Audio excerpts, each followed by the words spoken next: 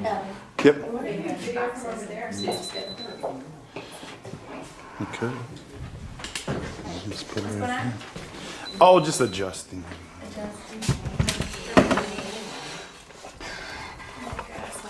Is this water good? No. I'll get you some water. Are you sure it's not? Oh, that's too bad. That's too bad. Yeah, you don't want to drink it out of the tap. We'll get you a bottle though. We have jugs What's here. wrong with the water? Yeah. She just tastes funny, or? I don't know. Smells funny. Yeah, it's Just needs like just a not good, water stuff. not good water here. I tried to show my public. I was just told not to drink it when I started. I haven't investigated that. I don't know. You guys on a well here? Yeah. Pump- Yeah. Maybe it just needs Oh, a yeah. softener It's a or well. Yeah. They had the deal down here at the gas station, so for Yeah. quite some time, it did have an after taste, and I think it's cleared out now, and I think they're probably gonna do a filter system here. They have a problem with gas tank leak down here. And that's within that plume of that circle, this would have to be in It came our direction. it came within 1,000 feet, I think. I think it's just a bad tasting well, to be honest. I think it's very, a lot of rust. A lot of hard rust. And truckers go down the highway. Probably had to have their own And for that's unusual, Bedford Township, I got the best water. You don't use them. We come to town, Well water. town, judge, borrow, water. Even I well have water. good well water. My water's Everybody's better has good well water. Except the township. First. Lime, you know, Just like you will. Also, you just, You're welcome. they can have one of those carriers come through. Thank you. You can come through here, but, you know, they. Hey, is everybody here? You so? All right. Shall Did you call our like meeting plan commissioner? I didn't. No, she said there really is another training geared specifically for the planning commission. Okay. Okay. We didn't want to confuse too much of it. We'll, we can plan some of that for the next one. Do you want to call the meeting over? Yes, we'll call this workshop here to order on February 30th. Well, February. it's 12:40. February? I'm sorry, February. I'm sorry, April 30th. And yeah, we're a little late here. Yeah, you're cutting into my time. Yeah, That's sorry it. about that. It's all right. Good afternoon, everyone. Shall we dispense with the Pledge of Allegiance to the United States flag of the United Let's States? do of it. America? Or shall we? See us on your We've got one feet. behind you, big Oh, right here, big one. Pledge allegiance to the flag of the United States of America and to the republic for which it stands, one nation, under God, indivisible, with liberty and justice for all. So one of the parliamentarians' pet peeves is the Pledge of Allegiance. Not the Pledge of Allegiance. The way it's written on agenda is the Pledge of Allegiance to the flag of the United States of America, because you could pledge your allegiance to whatever, right? So. All right, well, good day to start the workshop. So my name is Julie Piak, and I work for Michigan State University Extension. So in order to be here today, I do a shameless commercial, and I passed out our at-a-glance document here of 2017. Thought we'd get 2018 by now. I'm sure they're hot off the press someplace, not in my pocket. Extension services in Calhoun County. The office is in Marshall. You're almost closer to the Kalamazoo office, really, here in Bedford Township. We provide a whole host of services in the community. We take research-based information from the university and bring it to the community. Community gives us ideas of what they need to know. We take that up to the university and get good information. Or we go out and seek it and learn it and be able to teach it, which is where parliamentary procedure and my expertise comes into play. I currently serve as an administrator, and I am the administrator for county extension offices in 7 counties, from Berrien over to Branch, Calhoun, Kalamazoo, and here. So 7 corners of Southwest Michigan. So I don't actually actively teach as much anymore, but I certainly do love to teach when I get a call from a township. I taught for,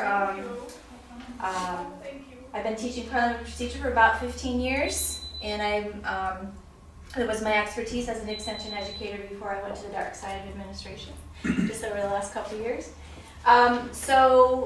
Like to continue my teaching, and so just bringing you the commercial for extension so I can tell my boss that I told you about us, because that's what I have to do now with market. Okay. So I am the president, as it says on your agenda, I'm the president of the Michigan State Association of Parliamentarians, and I'm a professional registered parliamentarian with the National Association of Parliamentarians.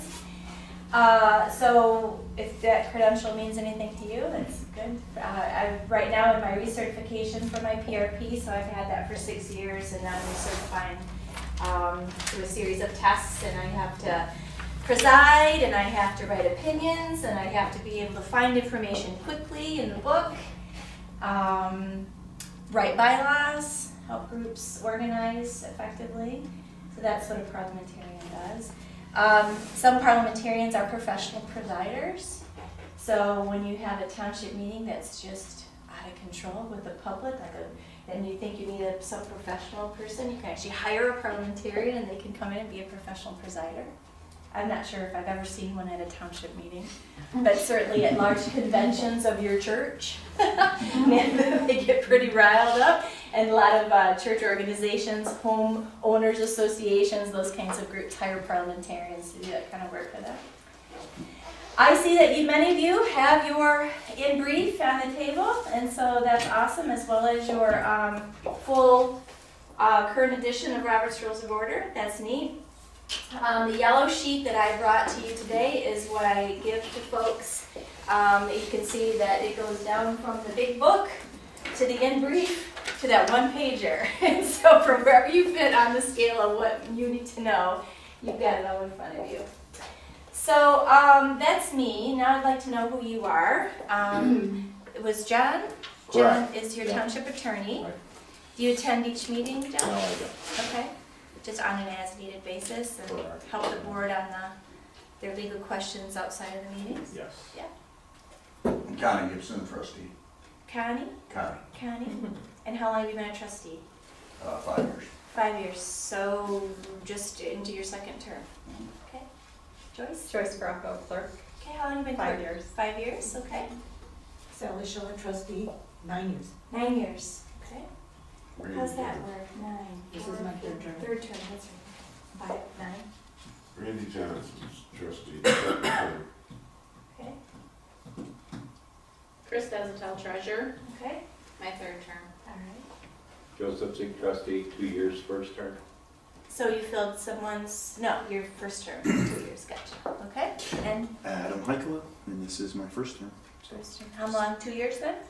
Uh, What, a year and a half? Okay, good. And we have, I'm the deputy clerk. okay, and what's your name? Taryn. Taryn? Good.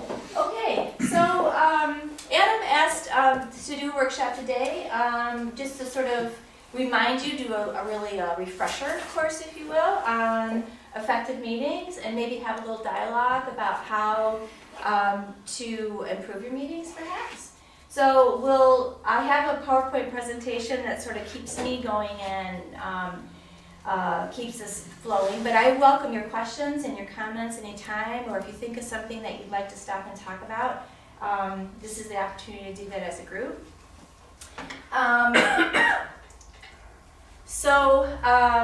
I guess to start out, I don't have a whiteboard or anything, but I will make a note of it.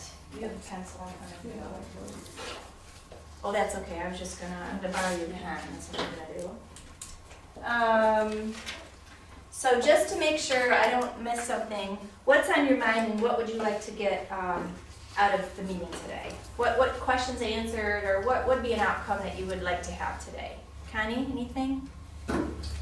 Well, I guess I would like to know, when the board is allowed to speak and what the guidelines are for the board when they bring up a subject, even over and above a motion, for a general discussion of questions that we would have for the board members and the township supervisor and the audience. Okay, what so the kind of audience- a board comment time. How Yes. does that work? How might that fit? Okay. We have a citizens time, but Yeah, but what about board time? board Good. time, And is we it- also have trustees time, but I guess what I'm saying is, in our trustee time, we can get, carried away on some things. I do a lot of talking. So Okay, I've watched your meetings. I I remember you. have, that's why I. But, I think you sit on this side. we do, have some heated discussions. Okay, so maybe how to not And, have them be so heated, take the emotion out of it a diffuse little some bit? of that. Diffuse emotion, Yeah. diffuse emotion, good. We'll see if we can get there. And Uh-huh, I know people have the right and the authority to make decisions, but if you make a decision and the board doesn't agree with it, when does the board get to overrule your decision? Say if the supervisor makes a decision, okay, to say adjourn meeting, okay, we're not ready to adjourn, gotcha. so the board doesn't want to adjourn. Alright. That's one of our things we've had happen more than All right, once. good, so adjournment, Yeah, good, and questions to the audience, and questions from the audience. okay. Yeah. Public comment time. Yeah. Joyce, anything on your mind?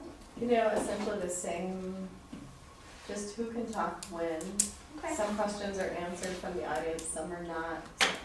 okay, so that's more public comment. Okay, Just the flow of it. This is our first training. I don't believe we've even adopted Robert's Rules of Order okay, good. formally. Mm-hmm, we'll talk about that then, so adoption of rules. Good.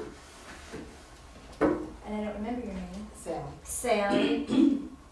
I think it's important. We used to, during our meetings, if citizens ask questions, we would directly answer. We'd take the time to directly answer, and we don't really do that anymore. And the citizens appreciate that, if we can answer at the time. Now, Uh-huh, sometimes there's something that you can say, I'll have to get back to you, but we need to be able to answer. all right, so that's, again, that's public comment rules, okay, all right. Anything on your Yeah, mind? we need a clear definition of what point of order is. Okay, point of So order. therefore, when a board member challenges how it should be received and how we can overrule as a vote, some of us know, some of us don't know. Okay, It needs to be defined. And therefore, good what they're practice. gingerly saying is a lot of times board members have been censored from responding either to the chair or to the Public, public. okay, Therefore, that needs to be defined that who can, obviously, some of us know who can, who can't, but the meetings get out of order because it hasn't been established. okay, or it hasn't been handled properly, or member raises a point, but then how does it go from there? We have a situation here Uh-huh. that our chair usually figures that what they see as important or should be discussed or can't be discussed or who can talk has been that determination by himself. Uh-huh. That needs to be defined. And that comes under point of order, I would think in that All right, area. well, we'll see, we can practice it. I'm pretty much good with Good. everything I've heard. Okay, good. I can't think of any. I guess my concern, or one of my questions would be, us being a charter township Uh-huh, as opposed to a regular township. yeah, Is there any differences in how things are handled? well, there are actually. Okay. Adam, anything? I think they got everything on Good, okay. So, yeah, Adam actually, there was a lot of that stuff, exactly what you had mentioned, that he commented to preface the workshop. Give you your pen back, which rolls real nice, by the way. Anything, did you have anything back there? You're sitting way back there, are you in or you out? I'm gonna pretend I'm like just you watching the door. Good, okay, good, good, Double good. duty. Good, good, good. Okay. So hopefully we'll tend to cover those kinds of things today. So, let's start out with these pictures. Okay, so kind of to your point today a little bit so far. Whose responsibility is it in a meeting setting to make the meeting run effectively, smoothly, diffuse motion, get business done? Whose responsibility is it? Let's start with the chair. All right? Is it the responsibility of the chair to do all that stuff? And what are the responsibilities of the chair? You tell us. Well, I'm asking you. Oh, The responsibility of the chair would recognize who has the floor. Okay, recognize who has the floor, And keep the topics going. keep the topics going, Stick to the agenda. stick to the Keep agenda, orderly fashion of the meeting. keep an orderly fashion. Yeah, anything else?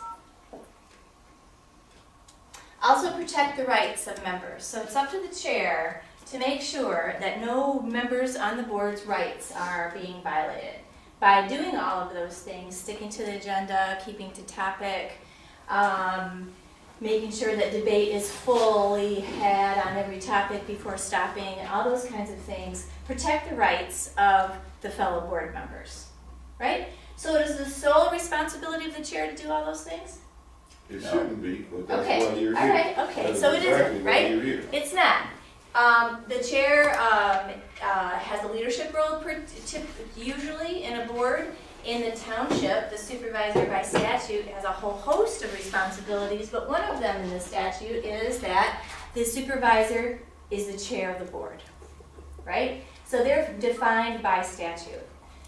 Oftentimes, when you're in a club, your church or you're with the Rotary, the chair of the board is elected by the membership, right? And usually the chair is someone who people would find as a good facilitator, or should be. When you look for a chair, a good facilitator, a good leader, a good person, a person who can, despite the fact that they may not agree with a decision, be the spokesperson for the board, right? So you have options in organizations. In the township, given that by statute, the supervisor is the chair of the board, we often might not get, and I won't pick up Adam, but just in general, chairs that don't know what the heck they're doing, right? Because who voted them in? The people of the community, right? Not the membership organization to which they'll be the chair of the board to. So oftentimes chairmen and supervisors need a bit of training and guidance and need to work with the board, particularly members of the board who've been on the board for a while, to help coach them into being a good facilitator, because that's what we look at as a good chair. It's a good facilitator of process. So facilitator of process and protecting members' rights. All right, so then we have, this is actually the Comstock Township Board here on the right, give or take a member or two. What is the responsibility of the board to make an effective meeting? What are some of the responsibilities? If anybody on the board brings up a question, and it happens that we get diverted pretty easily sometimes on some of those discussions to stay on track. We don't necessarily call a point of order, and then sometimes they get ready to vote and someone still has a question, they don't understand it. So what's Or I feel that the audience didn't get it because I'm watching them, Uh-huh. so they're not getting it out there. I think they should get what we're talking about, what we're voting on, before we rush into a vote So what or does a that look? decision. What does that look like? What's the responsibility of the member? You're saying that So how does that turn into a responsibility of a member? A board member or? A board member. Well, such Making as, sure that, if we're discussing it, and sometimes, here's the problem that comes up, 2 or 3 people will get caught up in it and talking over each other. okay, so it's At a that member's point in time, we need to stop. Okay, because good. And who can do that? A member. Anybody. Anybody, Yes, very any good. member. Very good, Yes. very good. So not only is it the chair's responsibility to keep everyone on topic, on task, it's every member's responsibility Yes. to keep everybody on topic and on task. Yes. Very good. Likewise, to make sure that we're having full deliberation on all issues, right? Good. What are the responsibilities of board members to make an effective meeting? Well, a board member should be, because we all, for lack of a better way to say, our constituents are closer to the subject than others. Yeah. When a question does come from the community, if one board member is more capable of responding than I am, or supervisor or something, like in Sally's situation, she deals with some stuff that we don't deal with, that person should have been able to address and give that proper information. Okay. So sharing constituents' concerns, addressing constituents' concerns, the members have a responsibility to be able to be knowledgeable about that and answer those Yes, questions. and without having to wait until next month to respond, when they got the answer sitting there right this Okay, particular so moment. that's a more of a keeping on task, getting things done, being effective, kind of making sure that, hey, we've got the answer, but how we do that is maybe the issue, right? Okay, so the responsibility is to stay in touch with constituents, to make the residents, answer residents' questions, Okay? What else? How about being prepared? Whose responsibility is that? Everybody's, right? So sometimes we find ourselves coming to a meeting and life gets in the way and you just haven't had a chance to read your packet. Has that happened to anyone before? Never to you, right? All the time. It does, right? All the time. So that's one of the issues that is a problem, I think, sometimes with board members, and I'm on a lot of boards, and sometimes I'm one of those people who I really haven't had a chance to read the supplemental information, to get my questions answered prior to it. So sometimes when members don't come prepared, that really creates what you might have called those little rabbit holes that we go down when, if they read the packet of material or have been able to answer or talk to their fellow trustees or even well, I wouldn't say the attorney, but the clerk or the treasurer about a particular question they had related to the information in the packet, that sometimes makes the meetings less effective, less productive because of not being prepared. So that's just a responsibility of membership, is to be prepared. So be prepared can mean a lot of different things. It can mean reading the packets that's been presented to you. Hopefully you get them in a timely fashion. That's the problem. Aha! Okay, so how can you be prepared if you don't get them in a timely fashion? What would be your reason? What do you get them now? So your meeting's on The day of. Thursday, right? Meetings on, Sometimes an hour before. oh heavens, that's not, so, Yeah. Okay. That's something that's been yeah. from years past. That's Okay, the way so kind of it's been. custom So we've been trying over the last year to to get work them on that. at least a week out in advance. Definitely. And- So a week and might so be that pushing doesn't- it. A week might be pushing it Right. because sometimes Or at least things the get Monday approved. before. Yeah, for right. sure. So I know a lot of townships meet on Mondays and Tuesdays, and so their packets are delivered Thursday, Friday late, so that you can have at least the weekend to look at stuff. Yours are on Thursday, right? If we got it by Monday or Tuesday at the latest, they Yeah. still give us 2 days. Yeah. So The who's biggest issue keeping is, notes here? like you said, We're the second Thursday of every month, but part of our problem Once a month, right? Yeah, once a Yes, so just once.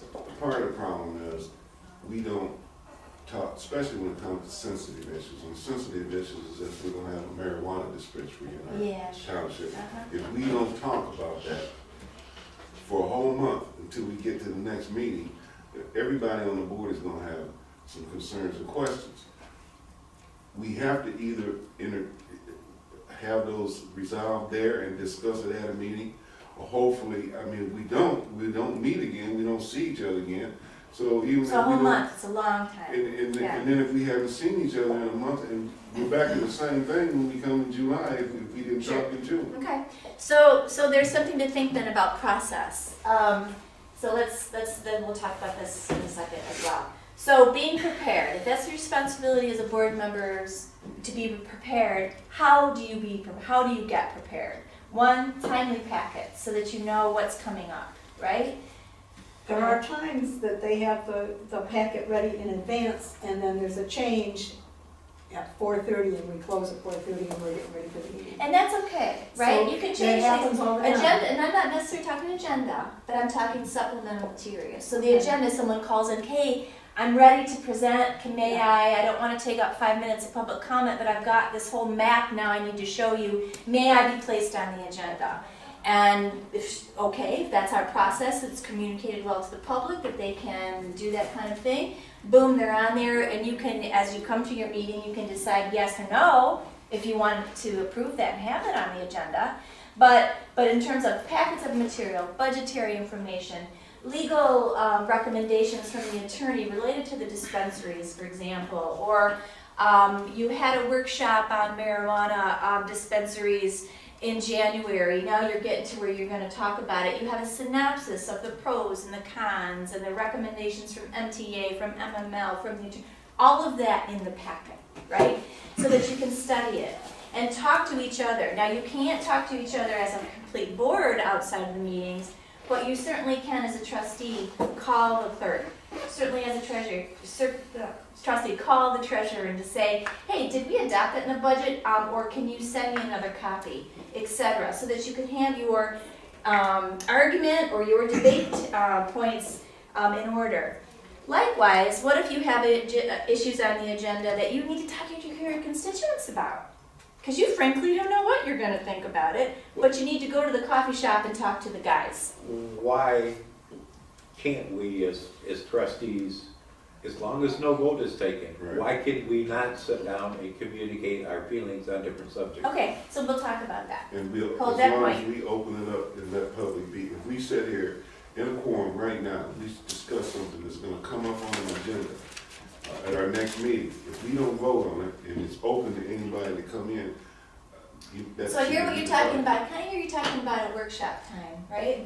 So right now, by tradition, well, right, this is a workshop setting, a lot of boards, what they're doing these days, in the charter township especially, more like the city, you got fire departments, you got police, you got a lot of things rolling on, you're just not like that rural, regular township, right? You actually have departments and so forth, right? A lot of business coming before you all the time. So you have a monthly meeting set of second Thursday of the month. A lot of boards are having what they call committees of the whole, another time of the month. County boards and commissioners are doing this all the time. I don't know if you have a committee structure, but a nice way to, even folks are going away from committees that structure, particularly with 7 members. Oh my gosh, you know, everybody's got to be on 4 different committees, that's too much. What they're working on is called a committee of the whole, or township workshop, they call it. A lot of different names, and you could go call some of your other township colleagues and say, hey, what do you call the off meeting time? And it's a time where you come together. Some boards do it right before their township meeting, like they'll have their 7 p.m. meeting, but their workshop is at 4 to 6. It may be talking about things that are on the agenda that night, but it's more than likely talking about things that are going to be on the next month. So they're always working in advance. So that might be a meeting structure that you might want to consider kind of coming together on and saying, what's another time during the month that we can come together and have more of an informal conversation about issues that are facing us and things that are on our minds that we're hearing the constituents want us to talk about. Like, excuse me, like for myself, I'm not only on this, but I'm the board representative on the planning commission. Okay, sure. There are a lot of things that are discussed throughout the township there at the planning commission. My personal opinion, and I could be wrong, Sure. and probably am, Well, but your opinion. if we could get some of the board members to come and just sit in the audience and hear what we're discussing, Of the planning commission? absolutely, as Well- long as a vote is not taken on Yeah, anything. there's pros and cons to I that. don't see any issue. That way, we're better informed, sharing of information. I mean, maybe something we're doing on the planning commission, Connie has some concerns about, or Okay, Randy let has me some stop you concerns. there, though, okay? I hear what you're saying, and you're talking about communication between the planning commission, who is probably one of your more active Yes, and important boards that you have, right? How do you maintain communication and stay on the same page with what they're up to? First of all, you're the liaison, first of all. So every month, you ought to be giving a report of what, if a formal recommendation hasn't come from planning commission that the board needs to act upon, you're giving an update in the board agenda saying, well, planning commission reviewed da-da-da-da-da this month, nothing to come forward to the board yet, they're working on it. well, Or- but also, the leader of the planning commission is always at our meetings, and he stands up and gives a report. He gives the report on your behalf. Yes, Because that's your job. yes. That's your job to give the report, but he gives it because he's well-versed and he can talk about it better. Yes, while So he's you- on the agenda to give it, Okay, so he gives that report. yes. Okay, lot of communities, what they're doing because of these planning and zoning issues being so tightly ingrained into the land use and in the fabric of the township board, and you having to set the policy for this, is they have 2, 3 quarterly meetings, maybe twice a year, township board, ZBA, planning commission, what other boards? You got a cemetery board? No, okay, no cemeteries, okay. No. Any other boards? What other boards you got? Just the right, standard ZBA, planning commission, they meet a couple times a year, get to know each other, figure out what's going on, the agendas, have a give and take. Even an annual or once a year kind of January meeting or a July meeting, sometime during the year, where all of these folks get together and say where we're going, what we're up to, what are the issues we're facing.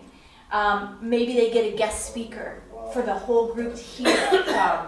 Some expert from MTA, Michigan Township Association, or the medical marijuana piece, right? That's huge, whatever aspect. Somebody from the fire department, from law enforcement, from some other, we've got large animal facilities coming on board, or whatever the issues are, right? You get some resource people there to kind of educate everybody on the basics, and then you kind of talk about it just as a get to know ya and a relationship building thing, as well as that kind of thing. Because the board sitting in the planning commission meetings, I would keep in mind that's good, you can sit in the audience, but the planning commission's got work to do, Yes. right? And so, try not to.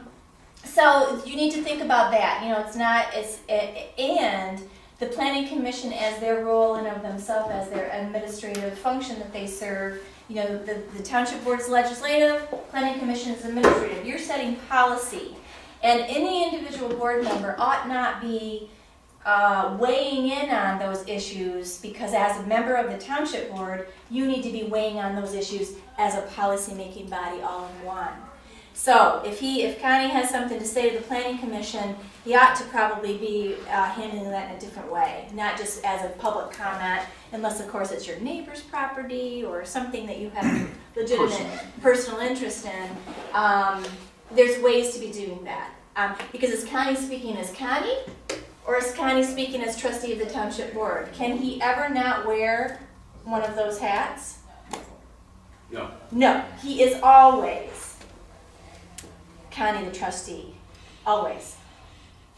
Okay, so we're going all around. This is wonderful. So back to the who has the responsibility to make the board meeting effective.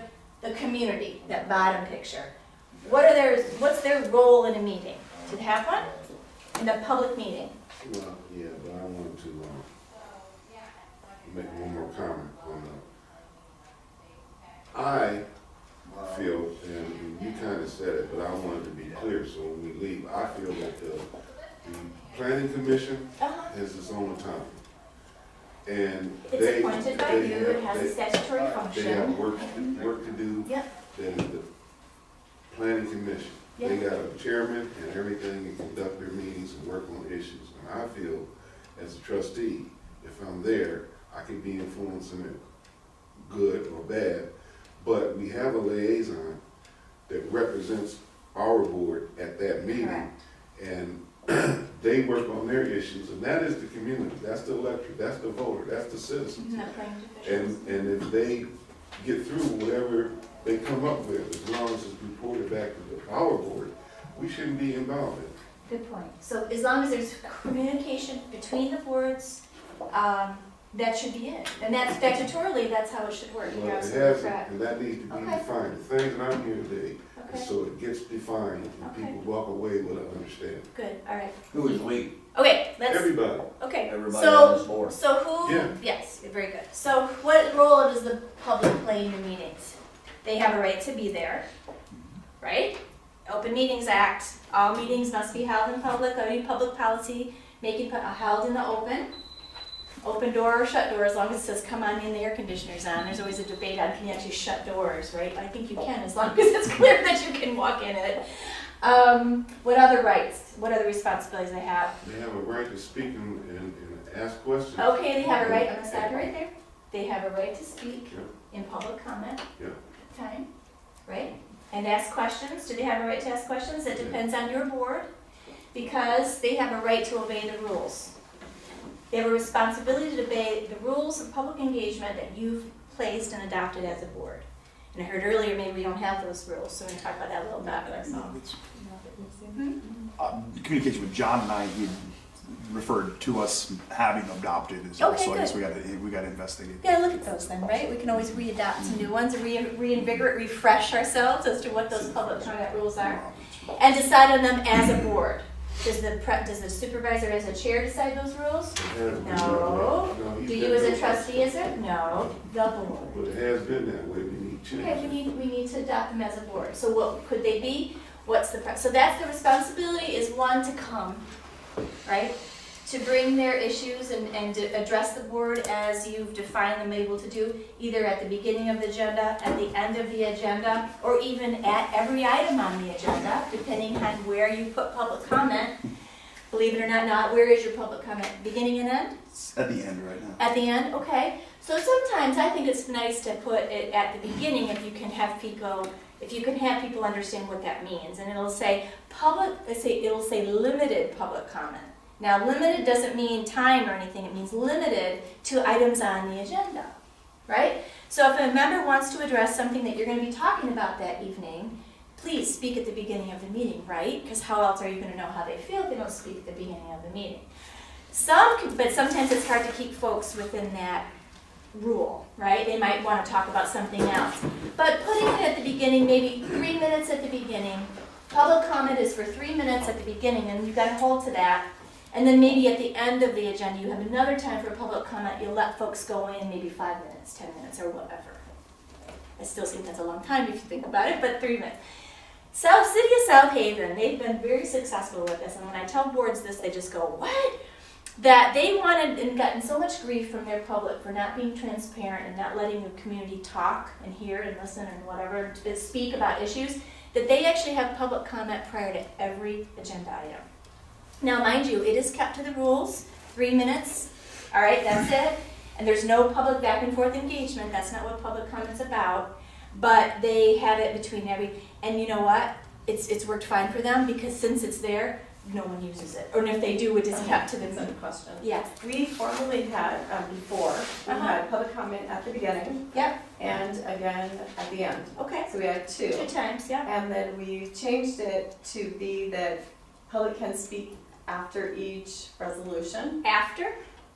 After each During, resolution. before we vote. Before you vote. Before we Oh, okay. vote, so that's, Good. because everyone wanted more participation, Sure. and so I wanted to give them that time on those specific items Good. So that will let's- address that item at that time. Okay. And then. Okay. Yeah. So. Kind of like what you just described. Okay, good.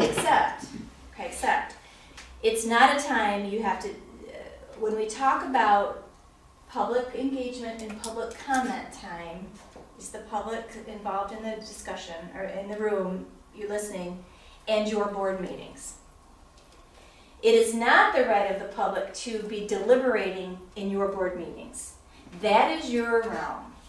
To set public policy, to be able to talk and discuss things as you know, asking questions, debating with one another about the pros and cons of an issue, without the interference, if you will, of the public.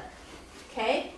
So that sometimes we get collided, particularly in townships where we have folks that have been around here a very long time and are very familiar with the board members and feel that they have an interest and want to be part of the deliberation. That is not their job. Now, is it their job to come tell you how they think, what they think about an issue? Absolutely. Is it their job to comment or have re-comment on everything you say? Only if you let them. But it is not something that has to happen. Okay? You are the elected officials that were elected to represent all those folks. This representative democracy, right? So you may not agree with that, but if you find your meetings getting sort of wound up and the crowd getting too involved, it's your own fault. Because you've allowed it to happen, you haven't really brought that into the rules that would be more effective. Okay? If that is effective for you, great. And then those are the rules, adopt them as such, that members are able to deliberate or debate with the board at each item. But that's not the intention of public comment. That would be your board's rules for your meetings. Okay. Julie, can I interject a comment? Yeah, sure. In terms of the sequence of this, I think that the board is better off taking public comment on an agenda item before the board grapples with that item. Because you want the board to be able to respond and react not to the audience, but to their fellow board members based upon what they heard from the audience. And then have that determine in some way their vote, their decision on whatever the issue is. If the board has its debate and its discussion, and then you open it up for public comment, and then you vote, you're depriving yourselves of the opportunity to react to what you've just heard from the audience. And so in terms of sequence, I agree with either the approaches. You're proposing either public comment, limited public comment at the start of the meeting where you allow the public to comment on the agenda items, or as you were addressing each particular agenda item, allow the public to comment, but make it before the board deliberates on it. Absolutely, I concur. So, I was gonna say, I think that's how we really have been doing it. We've been opening it up to the public Okay, comment, all right. then that's so closed there's another way public to handle it comments. too. You Then say it's a limited board. public comment at the very beginning Sure. of the meeting, and you say, right now we're gonna take comments related to items on the agenda, or if you'd like to wait and talk about it when we get to that item, maybe show me a show of hands so that you can have timing and realize that somebody is there to speak to a certain issue. You could facilitate the process in that way. But what's the most important thing for the public at this point to understand? Civility? Well, true. Um, The public needs to know exactly what you're gonna do with this Sure. public comment time, okay? Yeah. So once you've adopted public comment rules in a sequence that it's gonna happen, put it right on the agenda. Put it right on the agenda, the bottom, the top, down the side, public comment, public input, we call it public comment, right? Public comment rules. 1, two, all comments to the chair. 2, comments will remain civil, or members of the public will be asked to leave if you need to put something like that. 3 minutes max, 3 minutes time per person. 4, members will be able to talk in public comment prior to each agenda item.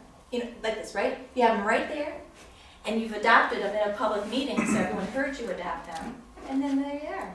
So, and then when a member violates, whether it be one of you, point of order, or one of the public, member, that's against the rules, that would be the chair to do. You can kind of What's civil? keep it to the rules. What's civil? Respect? What is civil?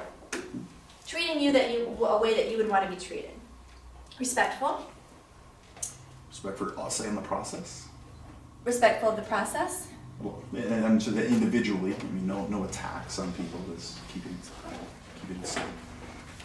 Uh-huh. What's civil? What do you think civil is? I'm asking you. Well, I know I think I have my own list of values and what we think civility is. Full deliberations on all topics, I think, is civil. Pros and cons, without emotion, not calling people names, talking to the issue, not to the person. If they call them names, that's uncivil. I think it's very Really? uncivil. If someone calls me a name and it call me a What kind of name. name? You're disgusting? Is Yeah, that that's what not civil. you said? Okay. That doesn't belong in a civil public process. Mr. Trustee, I disagree with your opinion Uh-huh. on this issue. This is. Not you're disgusting because you feel that way. Okay. That hurts me to hear it disgusting. Well, what does that mean? You don't know my kids, you don't know my family, you don't know nothing. I just disagree with marijuana. I don't want anyone to be smoking pot in my neighborhood. Why am I disgusting? Maybe No. the way you said it to me might be disgusting. The way in which the way in which you're addressing me, Joe Smith from the public, is I'm feeling that you're all upset about this issue, and I am uncomfortable with the way you're speaking to me right now. Use I statements. If someone is speaking to you in a derogatory, disrespectful manner, you tell them how you feel and how it makes you feel. If you wish to address the board and tell us how this issue is going to affect you and your opinions, please do so. But please refrain your comments from being personal in that way. Well, I definitely believe in that. I'm just Yes, I asking know. a I question. just and you put me, so I tried to model it. All right. So the meeting team, just real quickly, I'll get back. So we have these effective meetings. Wow, our meetings are working so great. We're talking, we got public coming, and we're getting work done. Everything's so efficient. And then it's the next day after the meeting. And when does the work really begin? Does the work really happen during the meeting? No, a lot of it, right, is happening between the meetings, which might be a reason to put another meeting in the middle so that you can keep the momentum going. Particularly the accusations, if you will, or the criticisms you've had of your supervisor, that if he's doing things outside the meeting that maybe you may disagree or agree with that the board hasn't said. I don't know if that's true, I've just kind of heard you saying that. So in the township, believe it or not, the supervisor is this central hub, is supposed to be the sort of purveyor or facilitator, if you will, about all the information that needs to go into effective meetings to make our decisions, right? So we have the clerk, I would say the clerk could be in the middle at some point. The treasurer could be in the middle at some point. It depends on what the issue is, right? But we have a whole team, and you have to think of yourself as a team and kind of the spokes going out from the hub of the wheel, right? So when you need to have an effective meetings, you've got to have an effective team outside of the meetings. We started already talking about our appointed committees, which is the Planning Commission, right? A really critical, important meeting, a committee that needs to feed us information, and we need to feed them information. One dynamic that I found, and you can correct me if I'm wrong, but the clerk, the treasurer, and the supervisor work here, right? Right. Full-time? Half-time? Full time. Full-time, big job, big township, high population, 30 hours maybe? What? No, they work more than that. They get 40 hours. 40 hours, 40 hours, okay, so full-time, right? They have a lot of conversations, I would think, over the water cooler, across the counter. They get to hear people complaining about assessments when they walk in and things like that, right? They got a little click going on. Maybe, maybe not. But communicate, or maybe not, I don't know. But communication with the township supervisor, the clerk, and the treasurer, because they work day in and day out, is sometimes a dynamic that makes trustees feel a little off kilter from what I've heard and experienced from township government. Because trustees, so you've got professional roles by the supervisor, the treasurer, and the clerk. They're doing statutorily assigned responsibilities that making them here in the town hall. What's the trustees' responsibilities? Is statutorily or by design by our constitution. What are trustees supposed to be doing? I can give you two definitions there. And I can see exactly what you're saying in the general township. I mean, I know if it's true. But in the general township, I don't feel put off, because my role is to be a checks and balance, and my role is to be a liaison between the community. Perfect. And so therefore, I know I have one vote in a charter township. Nobody's subordinate to anybody, and I'm an elected official, so my powers is just as great as the supervisor. Absolutely. He has some statutory roles as the treasurer and as the clerk. But those responsibilities are given to him by the board, and those responsibilities can be changed by the board. Not just that supervisor. I mean, any roles that fall on the board. See, nobody's above the board. Great. So I don't feel that way, but I would in a general township. Okay. So I think, but you hit it right on the head. It's perfect. So the trustees is the checks and balances, the liaisons with the constituencies. That's the definition of the trustees' role. And there's 4, right? 3. There's 4 in your board. I'm looking at you. Exactly right. Any more power? Any less power? Absolutely not. Statutory functions, which rely on the administrative roles. You have administrative roles of the clerk, treasurer, and supervisor. But as a board, as a public policy making body, you are all one vote, one board, one together. So that's just something though that a dynamic. I've heard some trustees, oftentimes there's friction with trustees and the supervisor, or trustees and the clerk, or trustees and the township treasurer, because they feel like they may not be in the loop of all the information that is shared. So, what does that mean? All I mean to say that is, it is a situation that can occur. So what you have to do is make sure that it doesn't.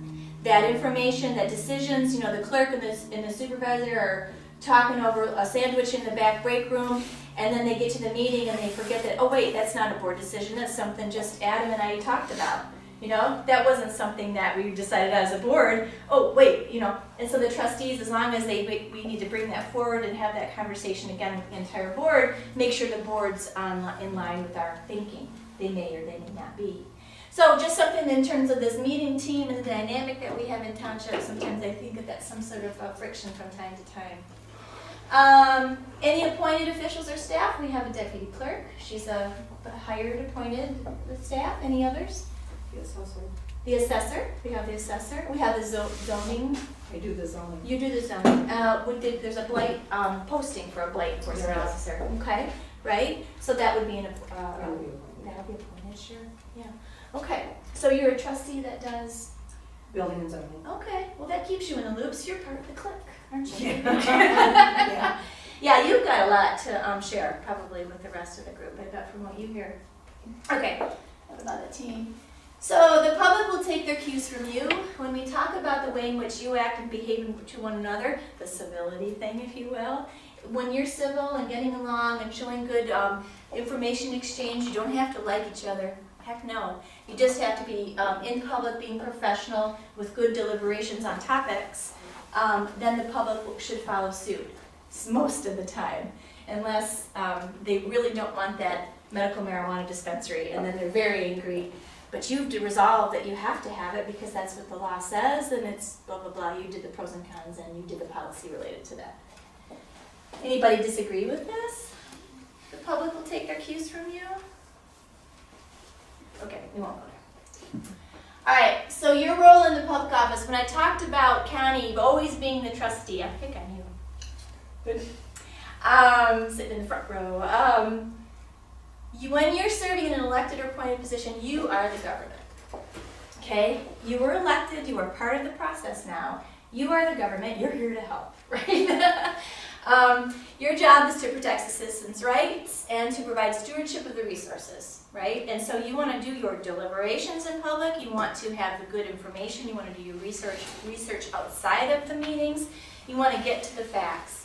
You need to know the laws then, right? You need to know the statutory responsibilities, and that little red book of Township Authorities and Responsibilities is an awesome book. I mean, it's all right there, right? Most of it. And then the red book for supervisors is it. I usually have my whole library with me to show all the resources there are for you to be able to know the laws. You have an attorney that if you need an interpretation, hey, what does that really mean for us in a charter township compared to a general law township or a regular township? You know, he could provide a recommendation or a review. Next thing, though, is to follow your laws. So you know the laws statutorily, but you also have your own rules, and then you have Robert's rules, and you need to follow them.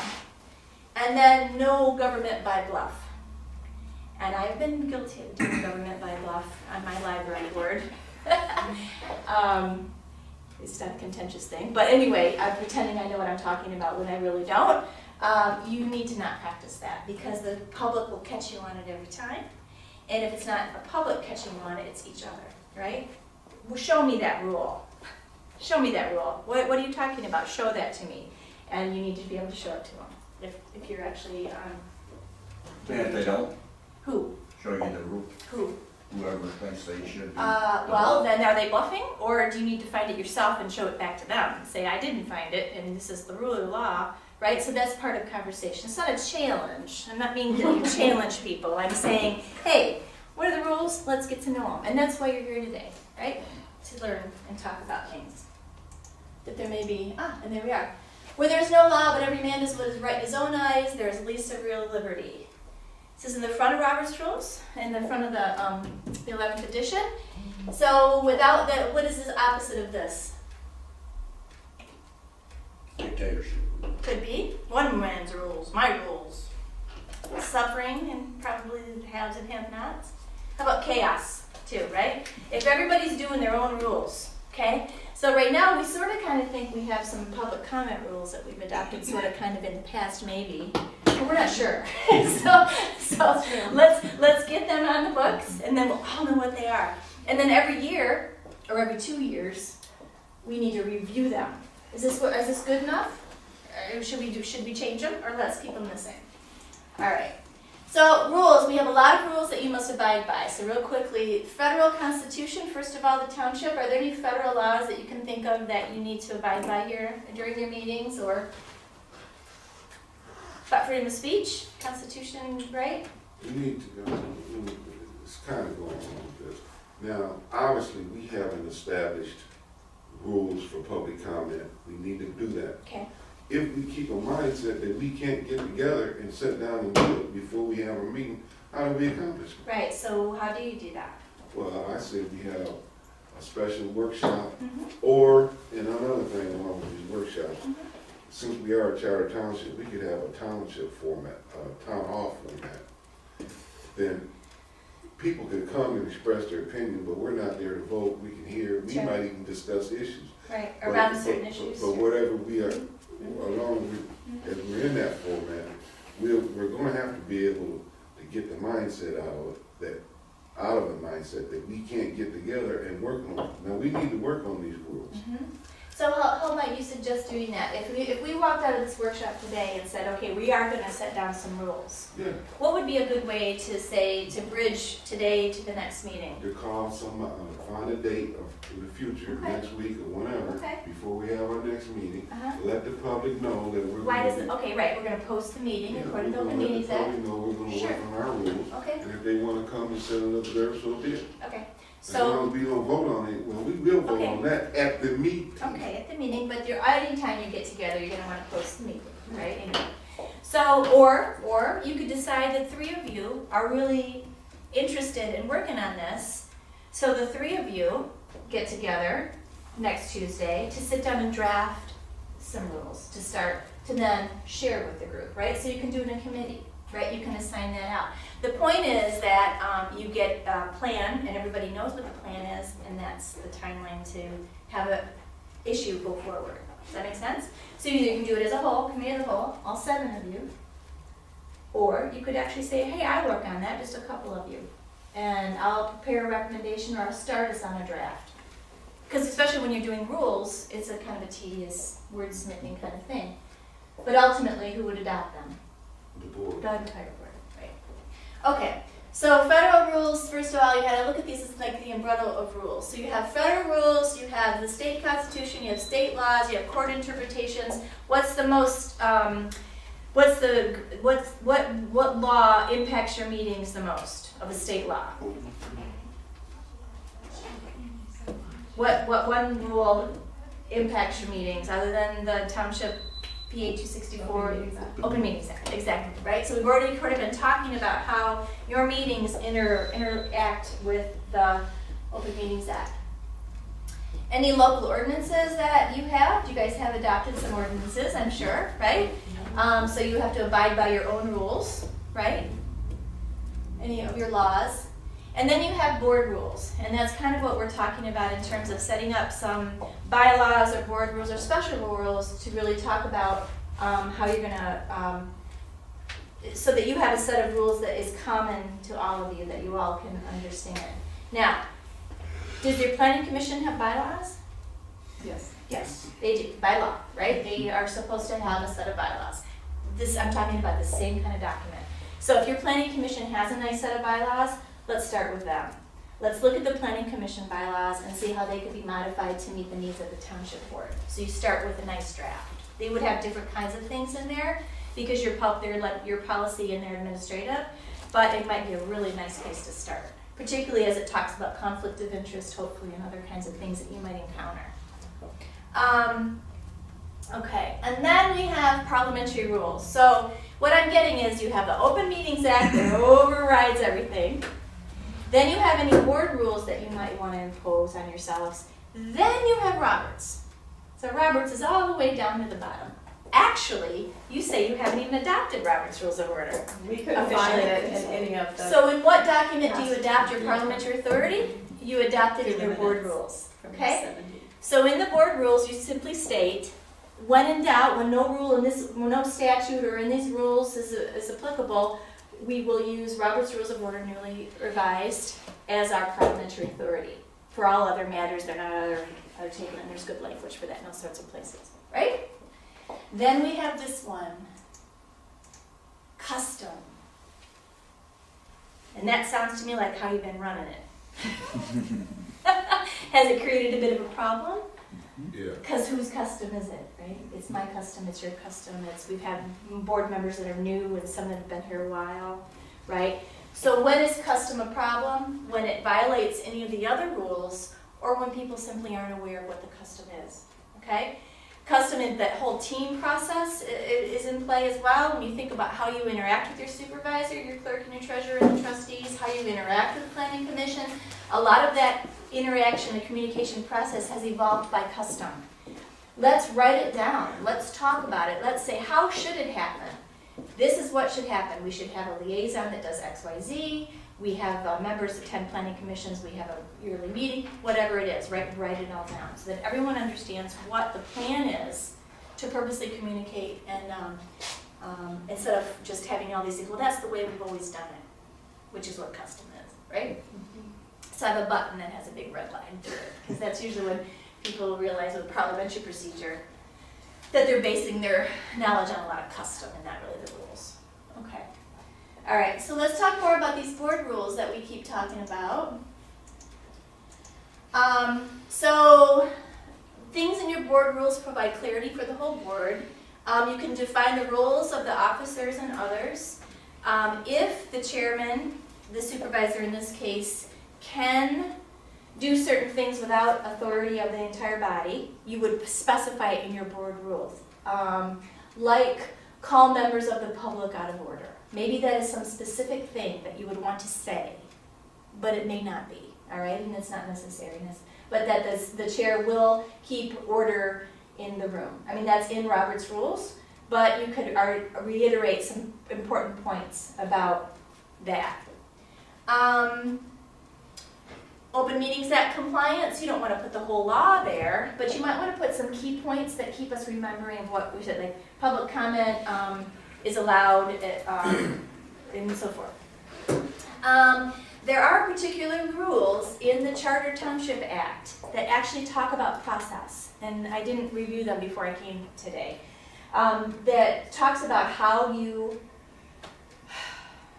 what kind of vote needs to be adopted for certain decisions, for example. That is in the statute.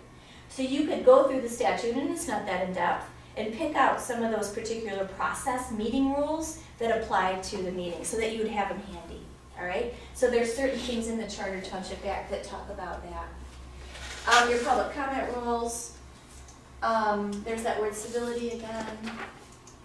So and then we talked about how you might do it, okay?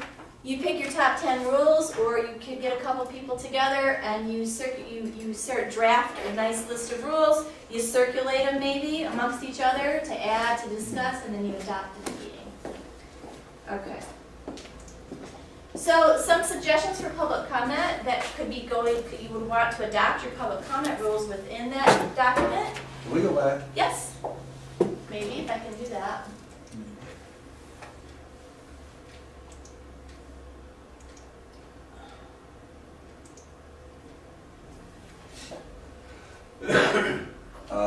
The time limited for speaking and the duration, is that for a board member? Yes. Subject. Yes. So I'm glad you brought that up. Okay. So you have your public comment rules. All right. 3 minutes. What do you do now? No time, right? What's your rule now? What's your custom? 3 minutes. We've said, 3 minutes? stated 3 minutes. 3 minutes. And Good. made some exceptions. The person. And then we've got I know. this exception. I know. Because they come all the time and they're just dedicated and we want to hear them. Right? But that can cause you problems, but. Sometimes what they're saying is right on line, and it might take some people a little longer to get it out than others. Okay, so And if that's someone has why- maybe a disability or something? No, I it mean, might be some almost people done. can articulate their thoughts. Oh, like 3:30, 4 minutes. Yeah, we're not like cutting them off. Yeah, No. yeah, we know they're almost done. Are you almost done? And a nice reminder, Joe, are you almost done? Because we're at 3. Yep, I'm almost done, kind of thing. Oh, sure, absolutely, right? So that's public comment, okay? I'm talking about board rules for your board. Robert's Rules of Order says if you don't have any other rules adopted, that one member can speak for 10 minutes until every other member, and then once done, any other member who wants to speak, they can speak a second time for 10 minutes. Done. Okay? That's what Robert says. Now that's also for groups of 12 or boards of 12 or more. This book is really written for large groups. Remember I said small boards, why can't they just get along? But you have a sense of formality here that you need to also kind of adhere to more of a stringent rule. But with the fact that you're only 7 members, you may have more of an informal dialogue. In other words, you may speak, and then you may speak, and then the chair might allow you to speak again before going to the other members. But probably not the best tactic. More like, you speak. Anybody else want to speak? Okay, go ahead, you can speak again. You speak, you speak. Can you speak again? No, because she wants to speak. It's her turn now. So you don't have the back and forth between the two members, but it's through the chair. The chair says everyone has one time to speak first. What's wrong with Until a back second and time. forth amongst the board? Well, because that's, Communication on something that's being because discussed on the you agenda. are talking to you, and you're maybe arguing, right? Back and forth. What's happening to the rest of the members? Is that fair? Is it not fair? It's not fair, because Why you're is it not dominating the fair? conversation.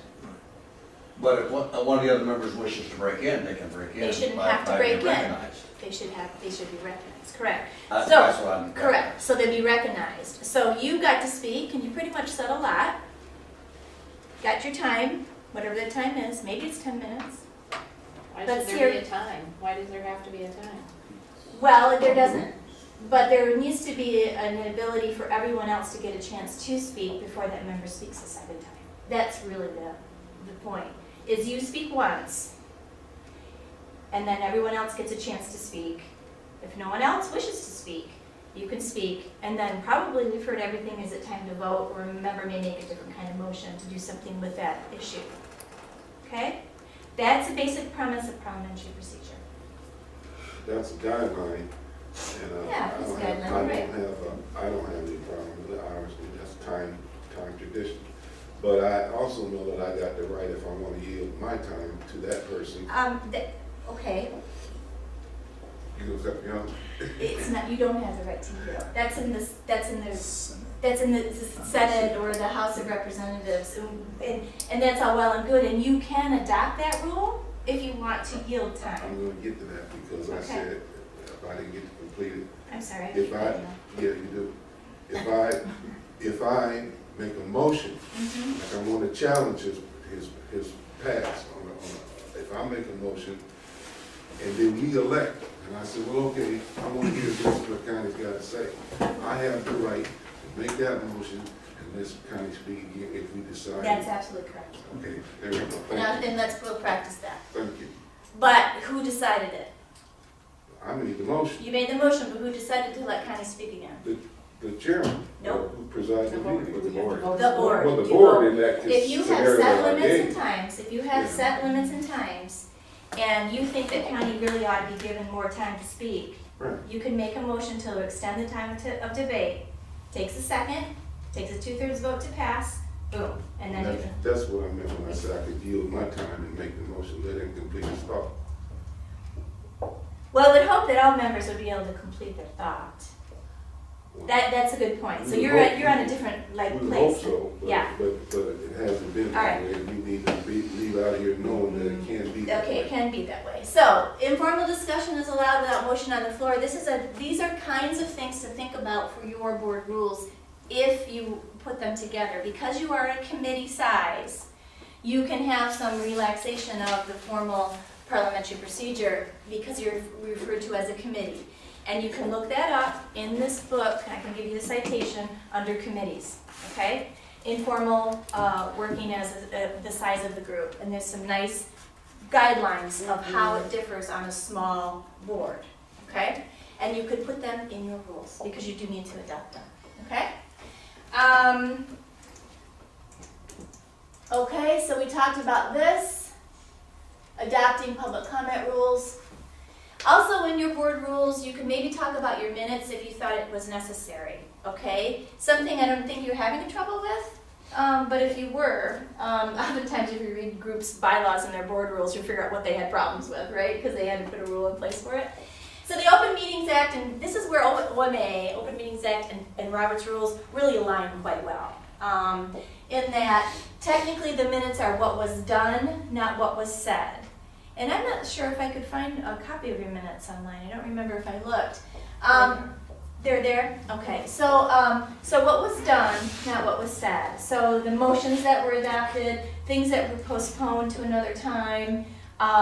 You may have things, maybe they're tabled, that's not best wording, but postponed, referred to a committee, actions that were adopted.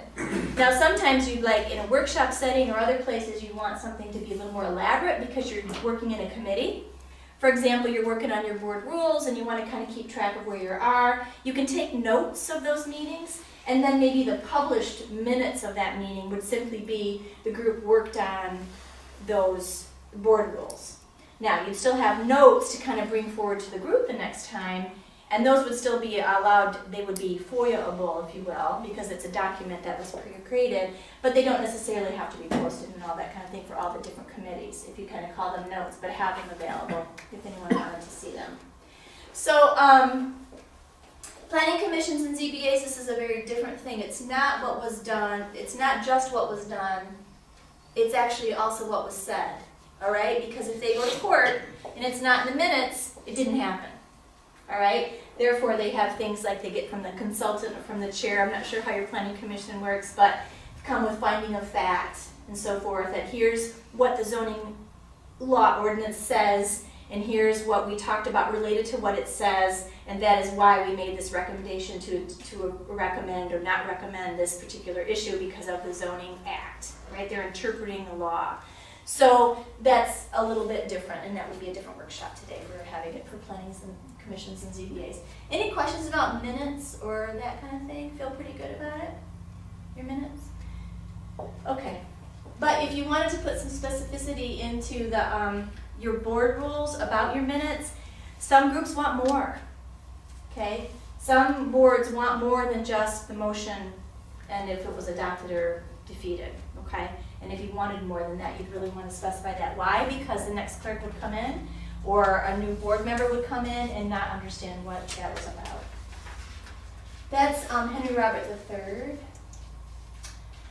So Henry Robert wrote this book back in 1878, his first edition, the Little Red Book, because he was participating in a lot of groups. And he found that there was no consistency across the groups for rules. And he also learned that in small boards, particularly, that the leader of the board was either one, looking for consensus of the group, in other words, trying to find the best proposal that people could agree upon, or people were just agreeing with the chair because of the power that that individual had. So was it consensus or tyranny? And Roberts couldn't figure out the difference, okay? We needed a better process and some rules that were constant that allowed for a vote to happen and not just constant consensus. The ultimate goal is consensus, right? The ultimate goal is to have a proposal adopted that both sides agree to move forward with, right? Either you agree to disagree or you've compromised enough that you can move forward. And that's what healthy and full deliberation is all about. Kind of looking at the pros and cons, modifying the proposal to meet the needs of all involved, right? That takes a time. Is that all involved on the board, or what is best for the people of, like, say, the township? Talking about the board, okay? You are a representative elected by the constituents to represent them in making those decisions, okay? Now, does that mean that you're out talking to people? So to I would hope so. Yeah, it absolutely does, right? To formulate your own opinion. It's not yours, it's from the constituents. Like, and I'll admit, I'm new and there's some things I'm not really sure on. But when I make a decision up there, regardless of how I feel personally about it, I try to make that in mind of what's best for the people of the township. Right. And it's right. And sometimes that means you got to put those personal feelings aside. Yes. Because you walked into the meeting feeling very strong personally one way or the other about this, but after listening to your board's deliberation, you're like, they're right. I'm going to move my opinion, and therefore I'm going to vote this in, or I'm going to ask them to modify the idea a little bit by proposing an amendment to make it fit better. Or let me ask this question. If I really had a hardship with what was being voted on, would that be the appropriate time to abstain? No, it would be the appropriate time to vote no. By law, you should not be abstaining unless you have a conflict of interest that can be defined by one of the statutes, and that is of monetary gain or maybe a relationship with somebody that would be sort of like your daughter or something, was a very close relation that was getting something positive from the situation. So you really don't have the right to abstain. As taking that oath as you did with the county clerk, if you did, the very beginning, you are representing the public and you need to make a decision one way or the other. Okay. Okay. Yes. Now, can you conveniently not show up to that meeting? Yeah, I Suppose that's I- your right. I suppose I could, Don't but give him any I know. ideas. That's not a good idea. That's It's a very not. good, that's a very good. Malfeasance, non-feasance, is that not showing up? Is Yeah, that right. non-feasance? Because we've never heard it before, because we had several people say that sometimes. Okay. And outside of what you said, a personal thing between Mhm. You should not be somebody on abstaining. the. well, and in somebody- the example was, Remember that?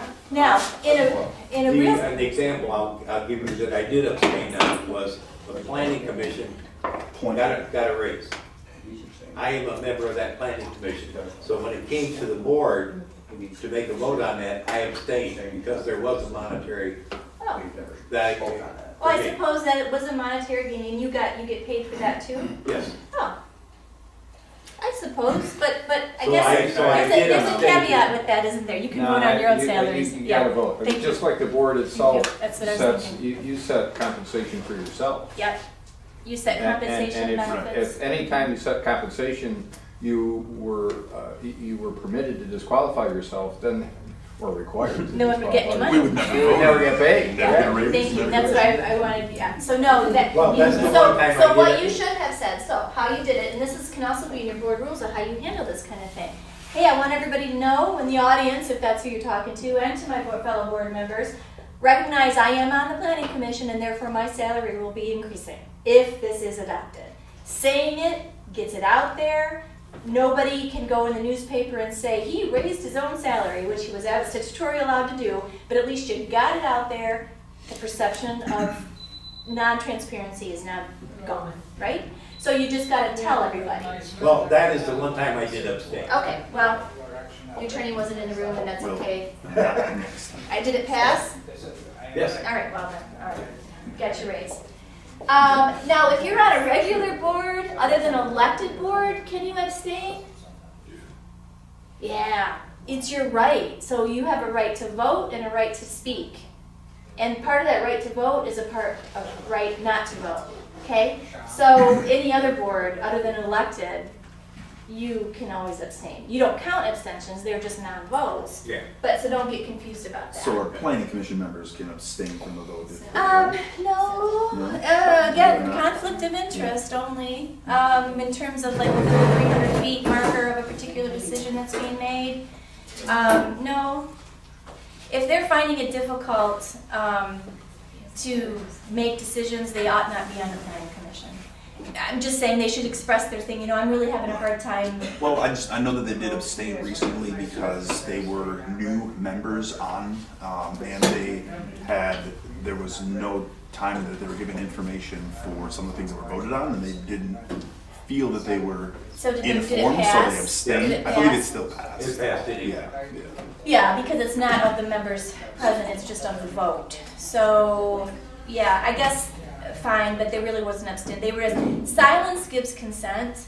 So basically, they could have just remained silent, not said a word about it, didn't say no, But it would have been they would have been counted. So yeah, let's move on to this just a little bit. All right, so when you're in doubt about a rule or something that you've done related to parliamentary procedure in your meetings, you can't quite remember it, although you guys have all the resources in front of you, you should be able to look it up and say what's right. You got to think about these principles, and that's where we kind of get to civility, where we get to something else about abstaining. There was something else that came up related to, oh yeah, the talking, the 10 minutes. So the organization is paramount. What does that mean for your township? That means that you walk into the room doing what you feel is going to be the best for the community, right? It's not best for me, it's not best for the supervisor or the trustee, it's best for the community. And therefore you need to open your mind, do your research, and listen to what other people have to say. If your constituents said, you need to vote no on that, well then darn it, you probably should vote no on that. But they don't often say that, right? But so you need to remember the organization, or in your case, the community, is what's most important. All members have equal rights to vote, and equal rights to speak, okay? And in an elected board, the township supervisor does have a voice and a vote, right? On other boards, the presiding officer often remains silent, okay? But because they're an elected servant, they also have that right, okay? Does the township supervisor have more of a voting right? No. No, loud no, right? A quorum has to be present. The minimum number by law, what's your quorum? 4 out of 7, right? And one more than half, okay? So 4 members in the room, have you been down to that number ever? No. Okay, all right, so that's good. You always have good participation. Only one main idea on the table at a time. And only one person has the floor at a time. Basic principle of parliamentary procedure. Now, one idea. Does that mean we can't have some other motions floating around? No, not at all. So the idea is we are going to put a flagpole out on the lawn. But a member moves to amend that by putting with a light on it. All right, we're still talking about the flagpole. We're now just going to add a light. So we're going to talk about the light, whether or not we want to put the light, and the light gets adopted. So now the main proposal is a flagpole with a light, right?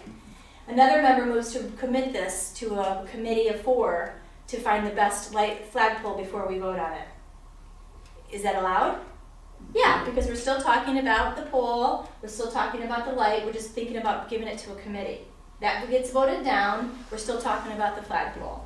Someone that talks about flagpoles at the cemetery. Is that germane? Is that relevant? No, we're talking about the flagpole here in the yard. Now, the member might be called out of order as being not germane, but you say, wait, I've got time, I want to tell you why I'm talking about the flagpole at the cemetery, because I take care of it and it is such a quality, blah, blah, blah, blah, blah. All right, that is germane, right? So in other words, one proposal at a time, right? And one person has the floor at a time. Can a member interrupt another member when they're speaking? Yes. For what reason? Clarity, didn't understand what. All right, so how might you do that? Asking for clarification, asking to repeat what he said. Nope. So you don't understand what he's saying. Point of information, Mr. Chair, I'm not clear, I'm not understanding what he's talking about when he says galvanized pipe.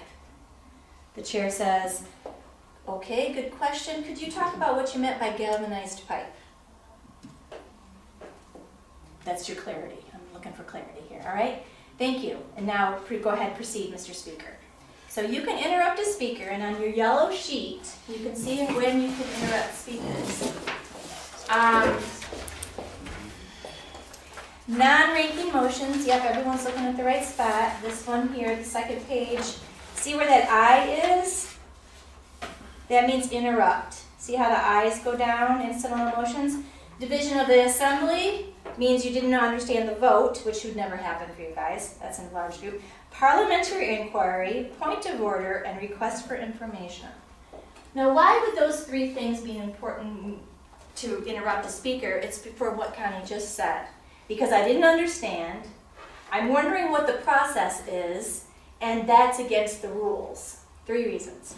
Otherwise, you're quiet until the individual is done, then you get recognized by the chair, and then you tell them what you want. Now, should the question of clarity go directly to the member, or should it go through the chair?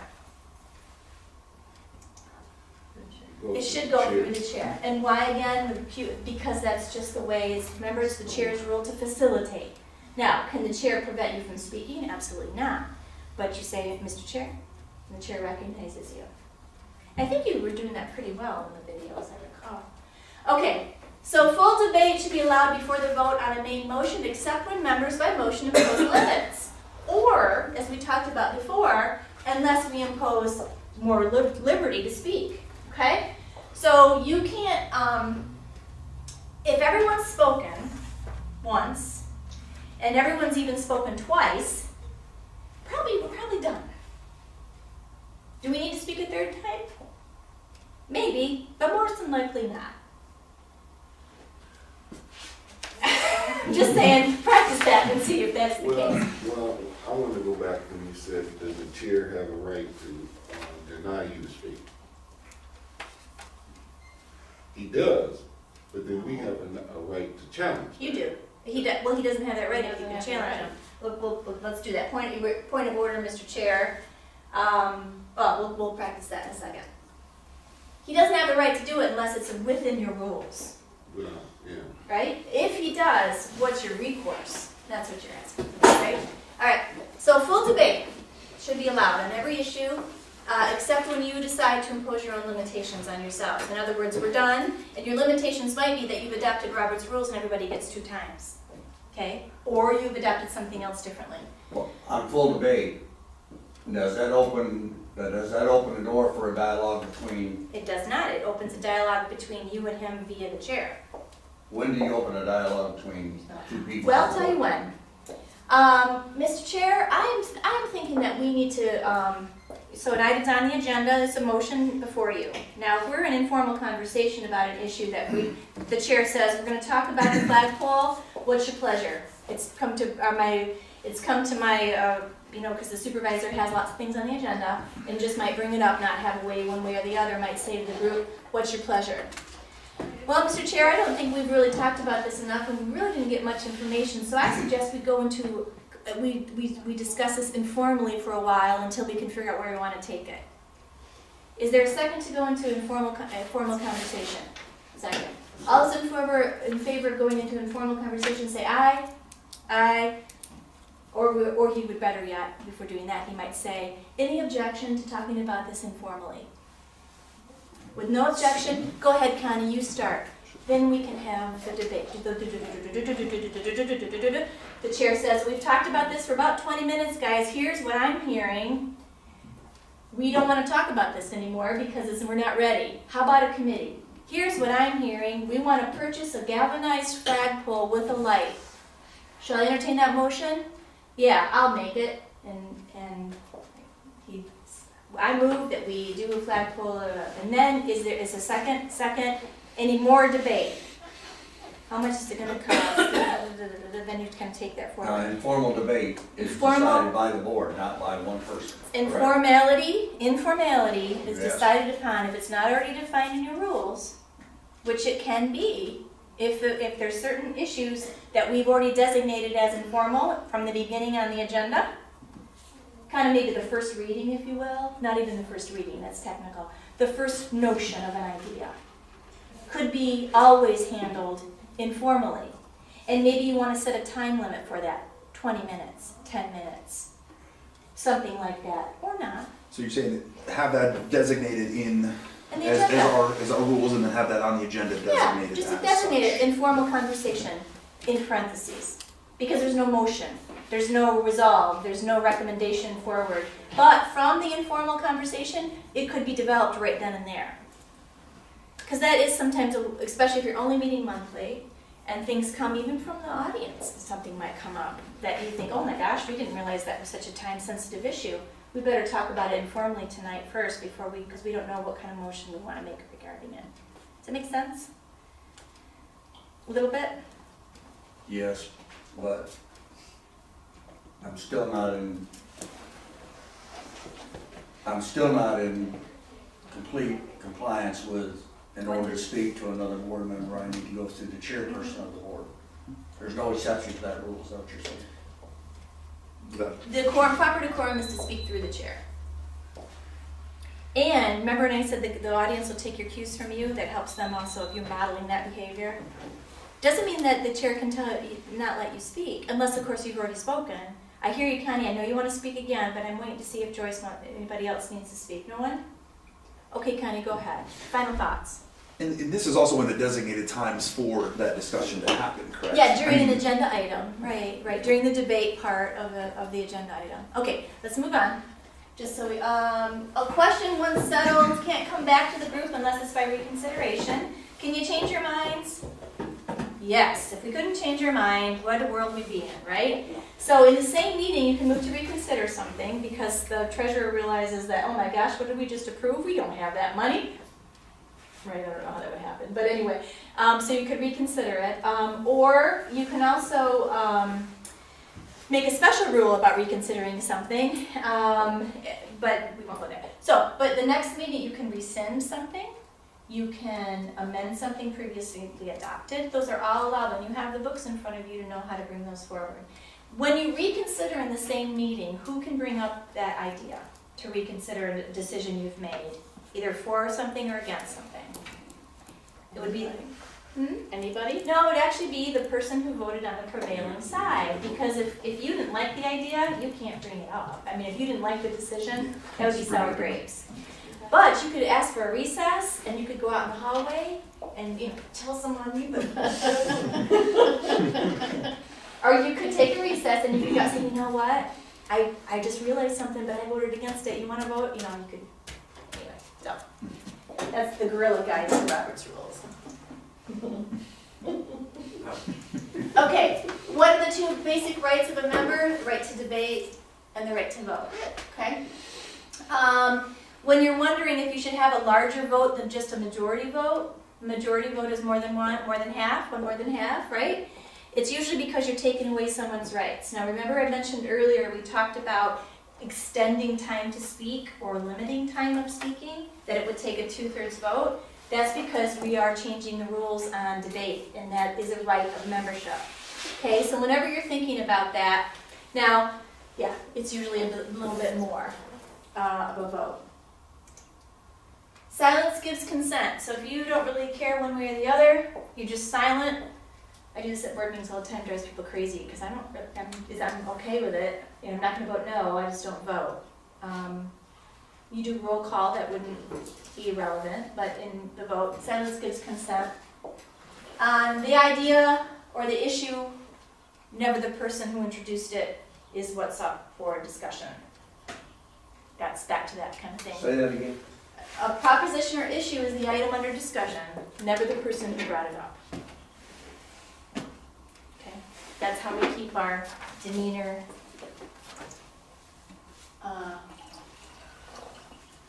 professional. Talked a little bit earlier about what the public needs to know about when the public rules. If you adopt public comment rules, they need to know what those rules are, They right? should see them in writing and have a copy. I think so. It's nice to put it right on the Yes. agenda. The other piece is the agenda and the order of business, the agenda that you adopt for your meetings. If a community member wants to speak for 15 minutes in public comment, might it be better that they actually are on the agenda? And you could suggest that to them. A lake association wants to come present something. I don't know if you have lakes here, I'm sure you do. But they need to understand how to do that.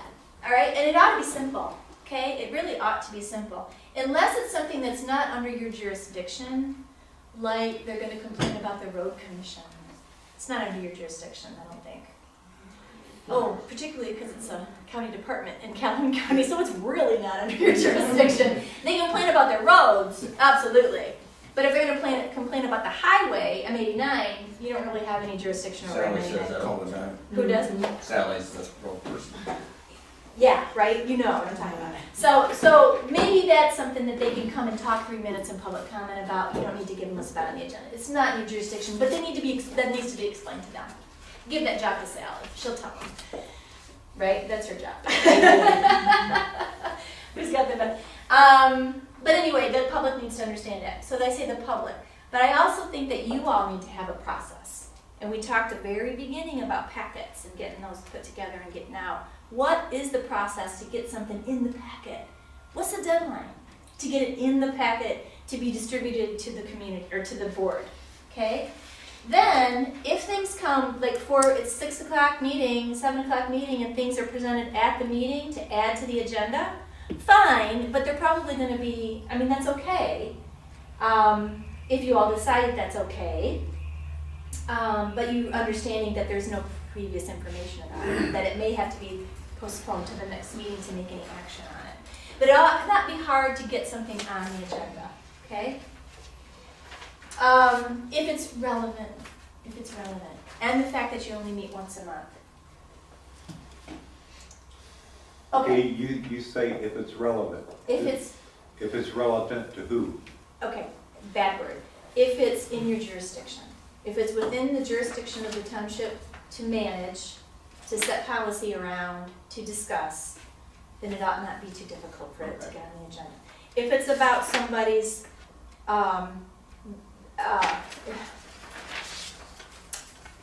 neighbor, it's a neighbor dispute, should that be discussed in a public setting? People might want it to be. It's not appropriate, is it? That should be handled individually by whomever is the best, the trustee, the supervisor, whatever it is. Now keep in mind that fences, I think, are under the jurisdiction of townships to decide the fence, right? We need to look at it's all under there, right? So, but that is different. That would maybe the planning commission first, maybe, right? Maybe they need to go to the planning, or whatever, we don't know, right? We don't know. Or the county to get the survey done, something.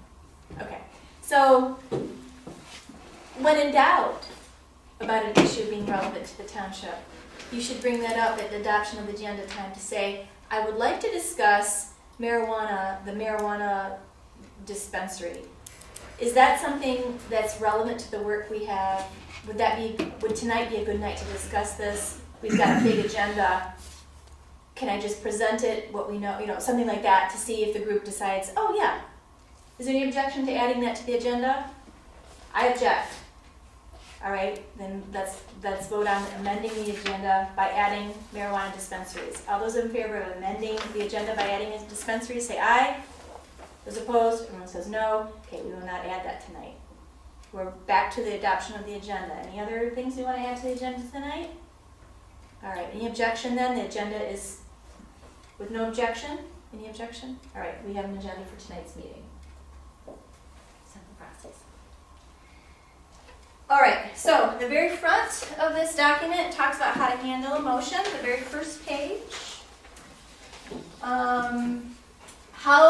We just kind of really talked about this. How does your business get before your group? Understanding that, having a common sense of rules or order of how you get things on the agenda, how motions are brought to the board. I always suggest motions be brought to the board in a written form. If the supervisor doesn't already have it, or the clerk who's taking the minutes doesn't already have it in writing, to have an ability to write it out, even at the meeting. If you're ready to present a motion, having a piece of paper, the clerk slides you over her pad and you write it down. Or the presiding officer or the chair says, can you write that down, Connie? Let's stand at ease for just a second while Connie and Joyce work on that.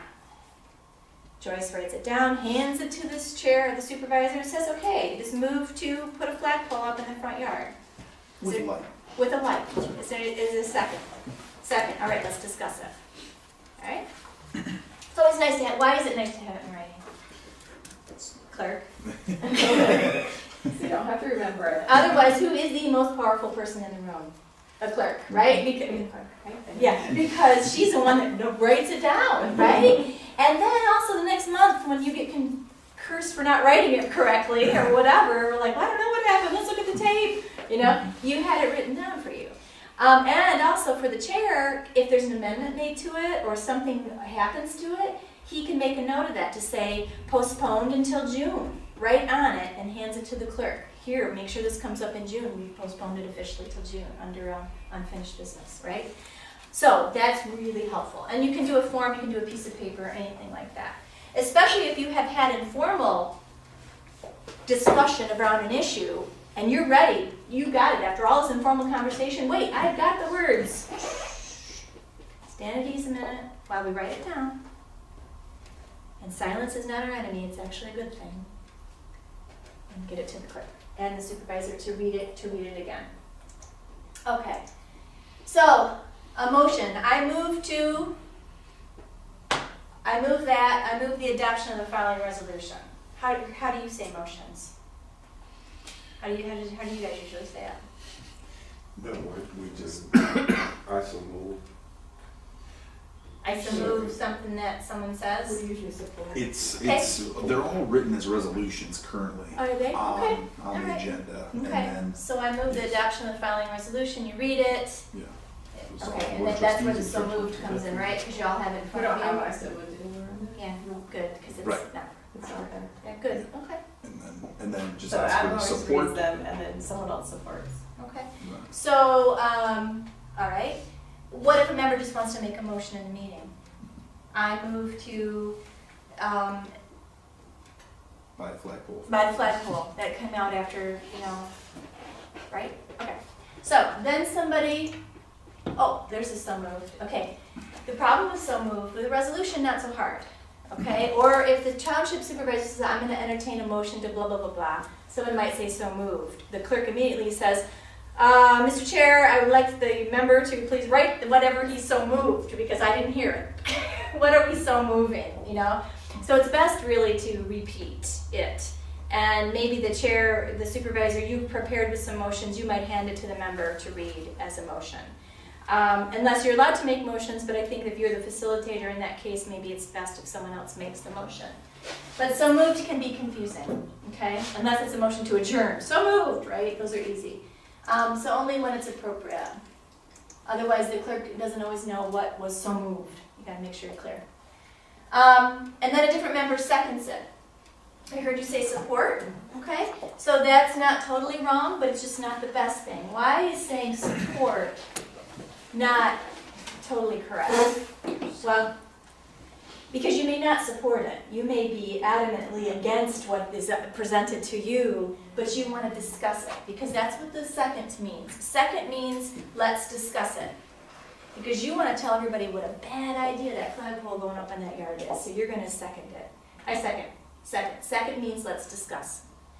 If a motion is made and it doesn't get a second or support, well, it didn't die, but it doesn't go anywhere, right? It just moving on, you say. It never lived. How could it die? It just doesn't go anywhere. It never was. It never was. However, what if a member makes a motion and then Joyce says, I want to tell you, Mr. Chair, that's going to cost us a lot of money. What did she just do?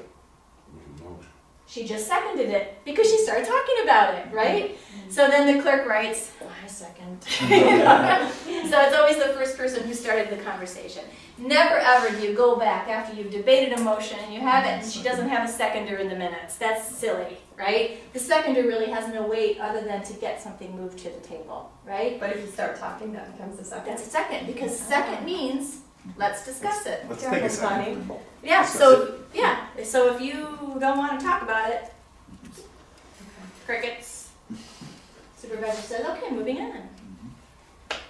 Didn't comment about the motion, no nothing, and you don't have to in the minutes even, right? So you can, if it's made, you can say in the minutes. I think OMA, it should probably be in there that it was made with no second, no action, nothing. You could probably, because you've already gotten it in there. That's something I need to clarify. That would be. Julie, you don't think the supervisor or the chair should not say motion fails for lack of support if no one? It didn't fail. It never had a life. So it didn't fail. It was a It just vote will not down. be, we will not talk about It just that never tonight. was. In terms of what the minutes are going to reflect, then what Just, should a the motion minutes- was made by trustee Smith, no second, then moves on. Or you don't put it in there at all, because it's really not what was done. If nothing happened to that issue, that's where, does it go in the minutes or not? And technically, in Roberts, you would not, you put out all motions that were made Mhm. and their disposition. So it was made, no second. Because technically how the minutes should be written is it was moved and seconded to da-da-da, motion adopted, motion failed. But if it doesn't have that, it's implied that there was no second. What if you put a motion out there and no one supported it, then you would call it. What if you want to, Second your motion? reconsider the motion? What would that? Oh, you can bring it back, it never lived, all I right? mean, reconsider it at Well, the you same never, nothing meeting. happened to it, so maybe At the same with, Re-explain what you were trying with to the say. passage, no, with the passage of time, an hour and a half later, you get the sense that maybe your motion would be seconded now. Mr. Chair, I know I made this motion earlier and it died for lack of second, because that's what you might want to say something like that. I would like to propose again that I move that we purchase that flagpole. Second, you get the second maybe, because we've had a conversation. Now, otherwise, no one would be, you say it again, nothing. Now you're getting dilatory. Now you're getting where if you bring that up again, clearly no one wants to talk about it, you're causing a problem. And there might be a side conversation, hey, you know, and tell you maybe you want to give some information to the board about what the benefits are good about the flagpole. Maybe then they'll support your idea. So you can't stir up you can't do sour grapes. You can't stir up things that are just going to bog us down if you've already been through it once in the meeting. A member could raise a point of order if you raise it again to say the member brought that motion up earlier and there was no second, and the chair could process it that way. Okay. You could say, well, would there be a second? No, there would not be a second, so we're not going to take that out. Okay. It is 2:30. I've got about a half hour more. Are you ready for more? You finish? I'm good to finish. I'll leave it a quarter to 3. Okay. All right. Well, I need everything done by then. Okay. So it's moved and seconded to purchase the flagpole. Who does the motion belong to? Once the chair states the motion, it has been moved and seconded to purchase the flagpole. It's on the floor for discussion. It's on the floor for discussion. Who does it belong to, the motion? Person presenting the motion. That was the chair. Who does it belong to? Second. Oh, good. I'm glad you said them all. No, who could it belong to then? Belongs to the group. I was gonna say the board. Yep, that was the right answer. Belongs to the board. Once it's moved and seconded, the mover has nothing to do with it, the seconder definitely has nothing to do with it. It's time to discuss. But I will go back to the maker first to start debate. Once the motion's made, you always go back to the maker. Go ahead, explain your motion. That's the point. You know, you put it out there, and then you gotta have a second, and then you get an opportunity to talk about it. Okay? So we all know what we're talking about. We're all talking about the flagpole. Okay? So you go back to the maker, and the maker speaks, and there's debate. Everybody gets 2 times to speak. Now, can a member withdraw the motion? Yes. A maker can withdraw it if you find out that you shouldn't even have been talking about it with permission from the assembly. Or a member can ask the maker to withdraw the motion and second it's voted on, usually done by unanimous consent. But that is the only ownership of a motion. Otherwise, you really just want to dispose of it. You want to vote it for it or against it and get done with it. All right, so then we debate. All debate should be German.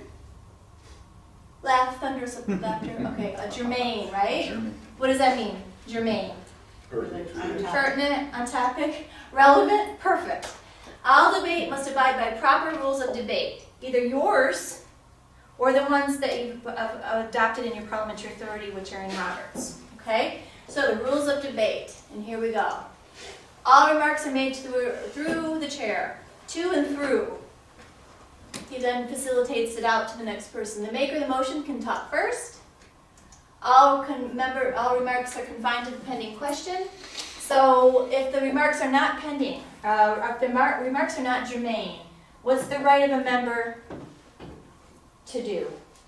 If a member's kind of going down a rabbit hole, we want to bring them back, what's the motion the member would make? Point of order. Point of order. All right. The chair says, state your point. Can you state your point? Say something. You're getting off topic. Comments are going off topic. No. Can you say something?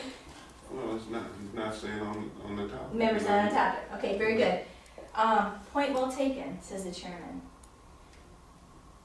Madam Clerk, we're talking about the flagpole. Now I know that your cousin's garden is important to you. We're talking about the flagpole. Do you have any more comments related to the purchase of the flagpole? No? Okay, thank you. Anyone else wish to speak? Okay, now, do it again. She's talking about her cousin's garden. Cousin Barry really had nothing to do with the flagpole. Okay, thank Not you. staying on. So, point of order. Point of Say- order. Point of order. Point of order. Point of order. State your point. Just off topic, we need to talk about the flagpole and Right. get that business accomplished. Point not well taken. I realize, I think I know where you're going, clerk. Continue. Flowers are grown. I appeal the decision of the chair. Yeah. Appeal the decision of I the chair. feel this is another chair. The chair's decision has been appealed regarding her being germane, right? So, well, then take it to the group. Shall the chair's decision be sustained? I'll reserve my time to talk, to defend myself. Does anyone wish to talk and debate on why the chair's decision should not be sustained? Maybe she wants some flowers in front of the flagpole, she didn't get there Okay, yet. it's about my decision. Right, so maybe, okay, very good. I concur with the member. Your president, your chair believes that the member's comments will get to the point eventually. All those in favor of sustaining the decision of the chair, which is to allow the member to speak, say aye. All opposed say no. No. The chair's decision is not sustained. Wait, is sustained? I don't know how I said that. Anyway, all right, so either it stands or it fails. All right, that's how that goes. I don't know where we ended up with, but yeah, and you don't have to speak the way I did. I'm doing it like speaking. I could say, okay, the point of order's been made, the clerk, you can talk in English to each other. You don't have to be so, unless you want to, practice that about talking, third person and all that kind of stuff. A member may not speak against his own motion, but can vote against it. So the supervisor gave you this cockamamie motion to read. You're just doing him a favor. You're gonna read it, you hate the idea, but you made it, okay? But you're not gonna speak against it, you're just gonna be silent. No member is entitled to speak a second time while any member wishes to speak a first time. Personal comment should be avoided. No member should comment adversely on any prior act of the board not under consideration. Okay, so you are talking about a decision that a board a decade ago made. Yeah, you can talk about how it's not working, unintended consequences, whatever. But anything that's not under consideration, you just don't talk about the actions. Well, we should have done a That's not appropriate at the time. Okay, so that's something to check yourselves on to make sure you're not doing. Julie, if we add one, you can add another. I'm just posing this is actually a good, maybe, to get things moving in your board meetings. We're for something. Pretty much everyone's going like this, okay? Rather than have the chair then go to everybody to kind of repeat exactly what the member just said. Are you televised? Yeah. Oh, well, sometimes boards grandstand, if you will, no disrespect. I'm just saying some people, they want their constituents to hear them talking, and that's a different reason. So if the chair can say, anybody opposed? All right, I think we're ready for the question. You ready for the question? The question is on purchasing the flagpole with a light. All those in favor say aye. Aye. Opposed? Yeah, motion passes. So if we know that we're all in agreement, or if we know we're all negative, is anybody for this idea? All right, let's get to the vote. Let's expedite business. Let's get her done. If we know that there's going to be no debate or minds changed. Can you vote like that? Can you vote or do you have to call each name? Well, it's up to you. Now, in your resolutions, are you doing roll calls on every resolution? That's your custom. Okay. That's your custom. Not all boards do it that way. It's easy with the resolution. It is. Mm-hmm. Yeah, and it's a small board. It's no big deal. I was just clarifying. Yeah, and sometimes with elected boards, they do that anyway because if it's financial or there's some sort of statute that required it to be a roll call, they just don't want to miss any of those opportunities, so they do roll call every vote. Yeah. Ordinarily, a resolution is a more formal process, and there's certain situations statutorily where you have to take a roll call vote, and you have to do it by resolution. But for day-to-day administrative stuff, there's no reason why you can't just function with a motion on things. You don't need to use the resolution format. But the rule of debate that I would encourage adding here, and maybe there are more on the next screen, but the debate should be limited to the board. It's not a debate between the board and the audience. And I don't attend Bedford Township Board meetings on a regular basis, and I don't attend other clients' board meetings on a regular basis, but I attend a fair number of board meetings. And if there's any transgression that I see practiced real commonly, it's the idea that we're not conducting a board meeting, that we're conducting a public forum. And boards sit there and they debate with the audience, and the audience make comments, and there's this back and forth between the board and the audience rather than a debate and a discussion amongst the board. So if there's one thing I would encourage the board to do, it's to realize that you're here for your business. And your job the night of the meeting is to conduct the board's business. You want to hear public comment, you want to take that into consideration, but your job isn't to answer questions necessarily or to justify to the audience any particular decision. So. Excellent. So the reason Yeah, it's but- not on this slide is because this is for the board. So if we then look at how we cross over, okay, and some of you had this issue earlier, and let's see if we can address it now. They were asking the question about how do you answer questions of the board and so forth. So again, we're back to those public comment rules, okay? Letting the public know only, I don't know how you would say it, to not open a Pandora's box, but you would say simple questions or questions that we can answer to the yes or no or simple administrative answer will be answered that evening. Otherwise, we will ask you to put it in writing and submit to whomever, something like that, okay? So therefore, when's the picnic, they say in public comment? July 10th, thank you. Let's go back. Yes. Stop.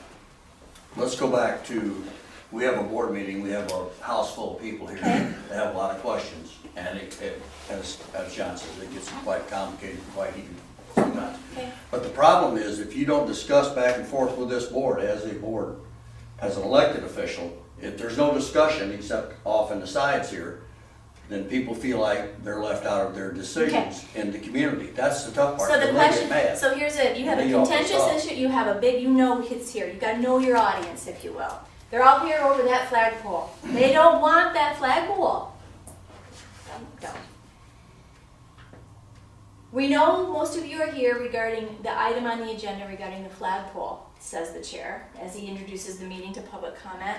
What we would like for you now is to, when you speak in public comment, tell us if you're for or against it, and if you have any particular questions that you feel need to be answered by the board. That's what we'd like you to tell us tonight during public comment. Ready? You each have 3 minutes.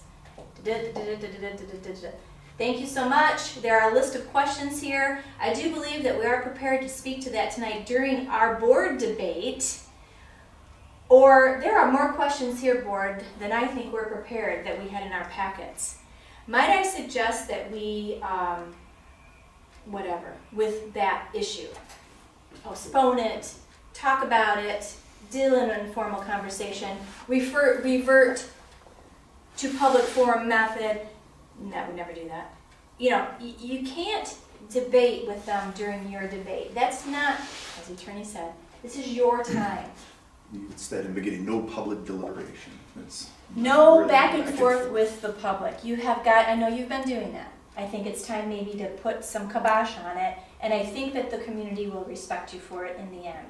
If you're certain that you're hearing what they have to say, but that you're deliberating. And so, what I meant by those questions, when the township supervisor says, I see that you're all here for this reason, if you could list the questions. You might say, Connie might say, you know, I had the same question. I'm wondering what the members think about the lighting on this flagpole. What have you all considered?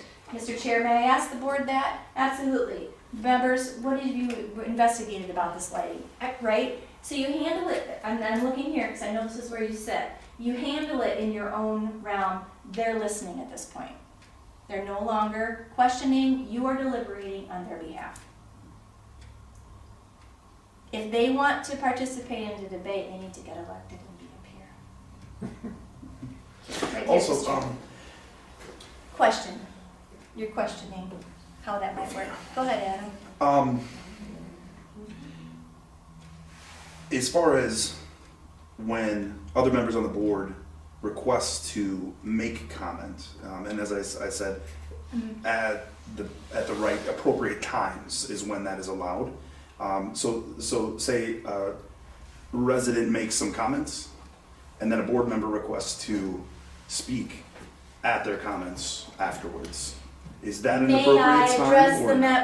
I have a simple answer to that, Mr. Chair. May I answer that question? Mm-hmm. And you're gonna have to use your gut to say yes or no. Shouldn't you answer the question at the time? May I answer being the discussed? question? May I answer the question, Mr. Chair? Yes, trustee, you may answer the question. The answer is, the road commission gave us a full report. We have a lot of information. I know the clerk would gladly make everyone copies if they think they need that information. No more questions to debate. You're answering simple, procedural, administrative information you have. Let me give you a real life scenario. Yeah. And I'm standing over now by the attorney to help me. What we do a lot of times, instead of letting the community make a comment, listen, and end, we don't even have to respond. But a lot of times, we don't allow them to get it out of them what they want to say. Yeah, a lot of times people just want to be heard. And that should be at you should have the wherewithal to say, is this guy trying to debate, or is he just wanting to get this off his chest? But nonetheless, he's the voter, he's the electorate. He came here, he has a right to get it off of his chest. When did he do that? When? During his time. All right, now, when it comes to trustees' personal privilege and personal time, Okay. a scenario happened where somebody came from the audience and they made comment, and I elected, but we already had a long meeting. I was going to address it during my time. The supervisor denied me to be able to address that. I could have made a point of order. It would have took the meeting on a little bit longer. Everybody thinks we're adversarial all the time anyway. I just didn't want to drag the meeting out. Sure. But for clarification, you cannot deny me from addressing. All right. And that should be done at a time. And I don't have to debate. See, when I address the community, I'm not debating. I'm making my public comment, like it or not. Okay. Are you So referring to there's last two things. meetings, though? I Just just a minute. want- I want to ask you Exactly. something. That's what I'm talking But about. I'm saying, so there's one on the agenda, so there's trustee time or board member time.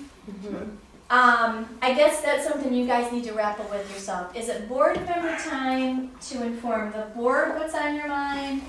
Or is it board member time to turn to the audience and address the audience with an issue? And that's And that might be something you want to clarify, Well, we've had that for years. which is what? That the trustee's privilege to speak. And what we do at our meetings, we allow the police chief to get, the fire chief to get up and talk till he runs out of words. The police department give a report till he runs out of words. The county commission runs. But if a trustee gets up to say something, somebody tells him we can't talk about the issue or cut us off. That can't happen. Okay. So again, I think you need to, Adjust the agenda. maybe adjust the agenda, maybe make sure that those comments are relevant to the work of, if it's something that should have happened during debate with the entire group, that's one piece. When it comes, let me go back Yeah. so you understand what I'm saying. Yeah, If the police, the Yes. fire chief is able to speak until he runs out of words, if a county commissioner comes here and gives a report and nobody cuts him off, you're not gonna tell me that as an elected official, when it's my time, yep. trustees' privilege to speak, I'm gonna be censored or put on a time. And I want to ask you, In that. Trustees' time. no, I know, privilege. I hear. Public, is the commissioner have a spot on the agenda? Does the fire chief have a spot on the And agenda? trustees And is have a it spot on the timed? agenda too. No. Yeah, No, That's it's not. not. They're okay, not. should it be, one, can you ask those members, because they are there, they're using your forum to speak to the public, more than likely. They Right. ought to be addressing to you, and you know what, those reports can be in writing. They don't even have to be in person, right? I'm just saying, in order to expedite that ad nauseum, that you're saying they get to speak forever and ever, ever, let's limit those folks to 5 minutes. Take it 45. Oh, heavens no. That's not the right of that individual. Hold your own meeting, Mr. County Commissioner, especially if it's an election year. No offense intended. That's a fire department. Well, fire department, right? So fire department, what is relevant to you guys? Number of calls, number of things. Thank you very much, Mr. Fire Department. You're in. Trustee gets to take a lot of our time. Yeah, I would limit that. Those reports of staff are at your discretion. And I think that they can be in writing and then made available to everyone, but mostly to you. What is the purpose of their discussion to your policy making? Or is it an opportunity for them to address your public? You decide what the goal is that. So, I wanted to ask you why you put the trustee up. What's your No, thinking, Adam? so the exact situation that's being referenced was Yeah. not described properly. Well, The in situation from your is opinion, that from in your Or opinion. describe properly. Wait, That's in exactly what happened. From his perspective, I want to hear so we can Well, help it's a process film. it through. It's a film, so it happened. Okay. Right. Right. And what we have right now is and I did state that to you in our discussion previously, that our trustee time should be after the public comment time, and for some reason it isn't. It always had been previously, and that needs to be adjusted. I did discuss that. And why?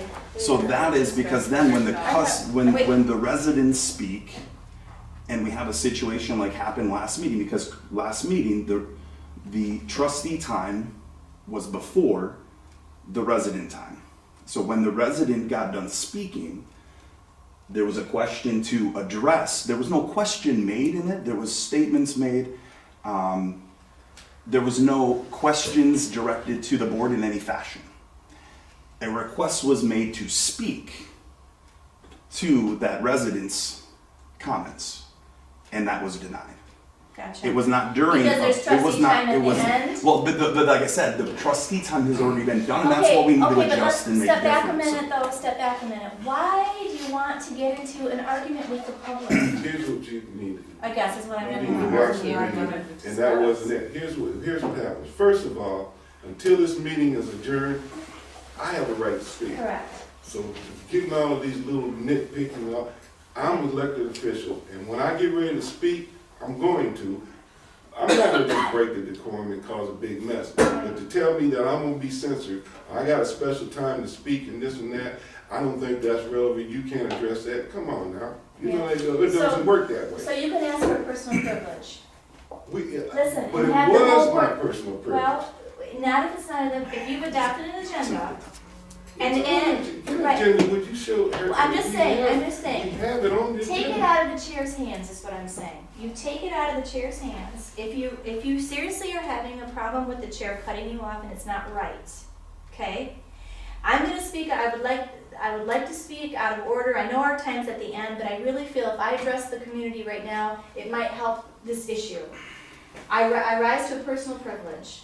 He says personal privilege denied. Right, and You I say- could have then said And you point say, of order, but I you didn't. say, didn't I drag the appeal the meeting on. decision of the chair. Yeah. Second, Right, I didn't do that. the decision Could have done. okay, and you say, okay, I'm hearing you. Is there any objection to allowing him to speak? So you don't take it as far as even that. You say, or without even having him, I rise to a personal privilege. I'd like to address the member of the community. You say right then and there, is there any objection to him rising to talk to the community? No objection? Go ahead, member, please, can you keep it to about 5 minutes? Yeah, no problem. And that's the way to But that's handle not the it. first But you time put it's it to, okay, but we have it straight. It happened to her, it Okay. happened to him, it happened to me, so. So if He it's, doesn't recognize personal privilege. you have to. Well, I don't know, you haven't adopted Robert's rules, but a personal privilege, you rise to a personal privilege, it's not even a motion at that point. You just ask it in that way. However, it sounds to me like you need to really think about a couple things. One, what's the point of talking then? Is it gonna rally up? And I'm giving you the benefit of the doubt that it wouldn't have, that it would have been better if you'd spoken, okay? But if it's not better, do you want to be engaging the public, as John had mentioned earlier? Do we want to keep it separate? Me being a professional and an articulate adult, I know when to respond and Yeah, when not to. okay, all right. And that time it needed to be responded to. You see, you can't, no matter what, you can't let people come in here and accuse you of things and call you bums or Yeah. call it and say you're stealing from the township or whatever, and you don't respond. Now, some people might, Yeah. but I'm not, I don't get anything by sitting up here, but I'm not getting rich sitting here, so I don't like, Right. if people say I'm corrupt or this, and I'm gonna respond to an issue pertinent to that. Not just to say you're a corrupt politician, but if you're talking about a specific, and she was talking about something specific, I'm gonna respond to it. Okay, and was it addressed to you as a trustee? It was addressed to the board As a whole. as a whole. So, It's far more complex in that situation. Well, I know. It's, Okay. it's Again, it's so Adam- politics involved in that Okay, situation is what's so- going on. so Adam. So as I said though, I think Yeah. that still moving that, no matter what, we should have our trustee time after our public comment time. That's the only thing that makes sense anyways, My and that's time what it to should. talk But is, shouldn't my we be able time to to talk talk. anytime? My No, time not to talk is till necessarily. this board No, is not adjourned. necessarily, Right. because you've adopted an agenda. Right, Okay? because then it just gets chaotic. Not necessarily. You've adopted an order of business, if you will. Okay? And that's why it isn't up to you to be able to talk at any time, unless the whole group says, we want to let him talk. Then you're going off of the agenda and you're saying, yes, we're going to allow the trustee to speak now for 5 minutes, and we're all going to do that. If you had a vote, Adam would vote no, the rest of you would vote yes, it would pass anyway. Might as well use, is there any objection to allowing the member to speak right now? All right, good. We'll let you speak right now. 5 minutes? How about 5 minutes? Sounds good. All right, go. Right? Who makes the decision? Makes the decision. When I said, is there any objection? I'm the chair.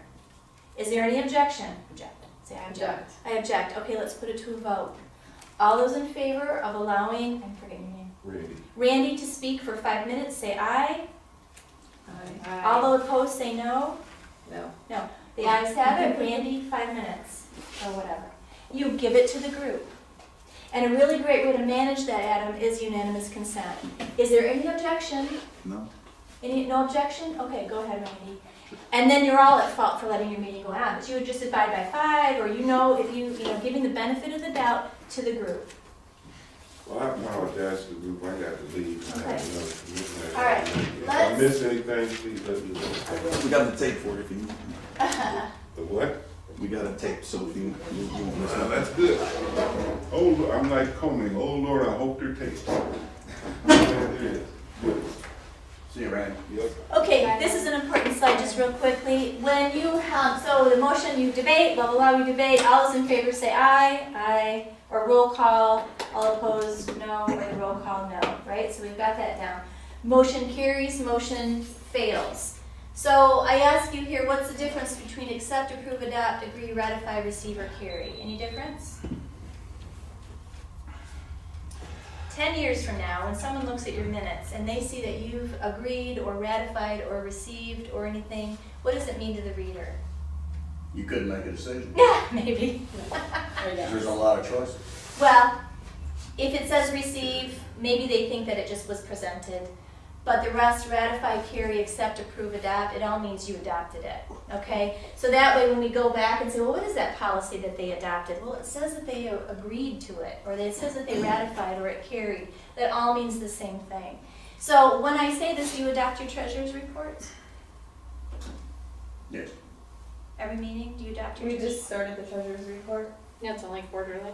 And you adopted at that time? It's voted on. Okay, so the reason I bring this up is that you probably ought not do that. Because even if you receive it or adopt it or accept the treasurer's report, was it audited?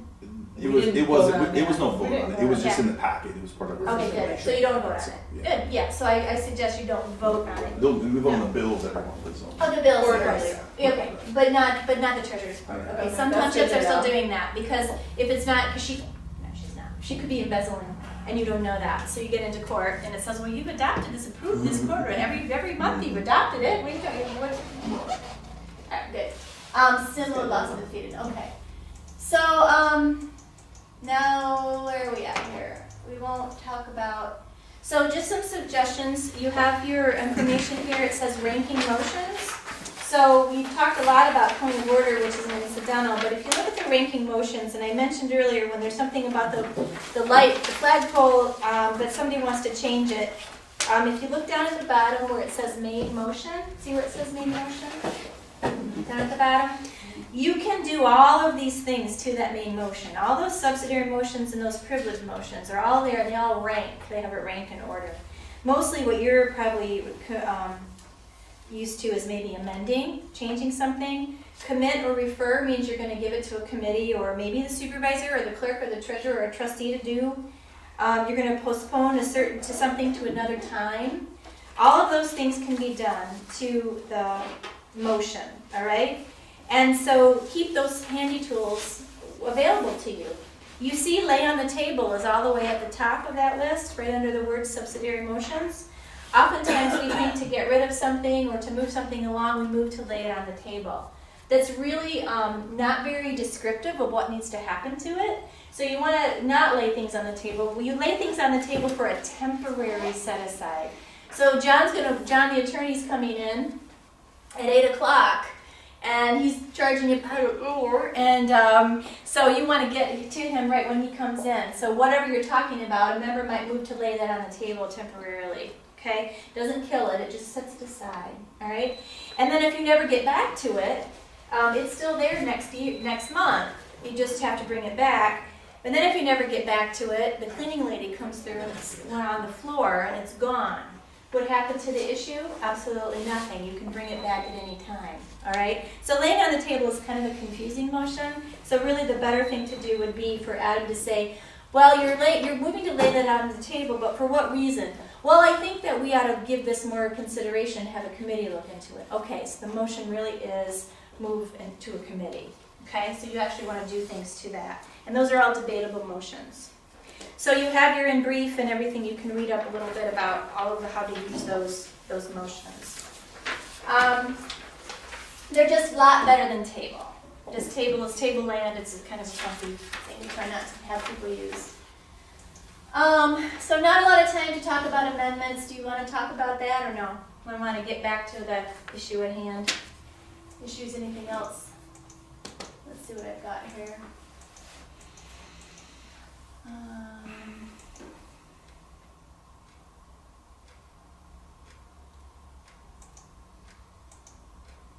Okay. So this little guide is something that you can have at your table, at your spots. You know that point of order right there. Adam, I give you some script sheets about how to handle those things when they happen to you. I think discussing and talking about this whole engagement with the audience seems to be what's kind of hanging you up a little bit. Another piece that I saw was I think it might have been you challenging the supervisor of what he had accomplished since the last meeting. That again, if that's relevant to the whole group, that there is a motion to be made or a discussion to be had, I just remember seeing that particular thing. I think it was during minutes approval or something like that. You know, you approve the minutes. The minutes are a record of what had happened, period. There is no discussion typically about the minutes unless there's a change in the minutes. Get that out of the way. Then if you have a question about something that the board had adopted at that meeting that you want to bring again to the board, either putting it on the agenda at the appropriate time or maybe during this trustee time or whatever, the member time, if you will, to ask for a report is legitimate. Now, a member, if they're not prepared for that, may not answer. They may say, well, I really am not prepared tonight to speak on that. Then you need to let that be. But if you want a member to report on something, you know, having a conversation with that person in between during that whole team circle, saying, hey, I'm wondering what's happening with this. Are we going to be prepared to, can I tell my constituents that that's a done deal? Are we done with that? So there's a time and place for those kinds of conversations to occur. If you're publicly challenging someone for the fact of publicly challenging, well, that's a political thing and it's your prerogative. But don't expect an answer, and I would think any one of the members, the clerk or the treasurer or the supervisor in particular, not to attend to it if another member is challenging you on something that you have no answer to. What if it's a time-sensitive item? Like what? You've gone to you've got permission from the board to purchase something, and it's gotta be done in this certain time frame to get the best bang for your buck. Yeah, and it wasn't done, or? Yes. Or we need to So know. you make a comment. We need to know that it's being done in that amount of time. A simple yes or no would resolve the whole issue. Okay. During the minutes adoption process? No, at the end. At the end. Okay, yeah. Yeah, okay. So simple answer. Would resolve the whole issue. Okay. It was a standoff, is what it was. I know, You saw it. I did. You saw So it. I didn't quite know what the end game was there. What was the purpose of that? Well, That's what I didn't understand the end game, so. let's bring it into the perspective of the big picture of the entire layout. It took several months. We've had several presentations from the fire department on the face mask, air apparatus. We'd had 3 or 4 presentations. There's always a debate. Do we have the money? Do we don't have money? There's always this discussion. And then I put it in the form of a motion in writing, gave it to the clerk, had the clerk read it, and had to read it back twice, and we voted on it unanimously. Yeah. And in that motion, I also said, I believe the board deserves an update in the next 30 days, weekly if possible, and if not, then whenever.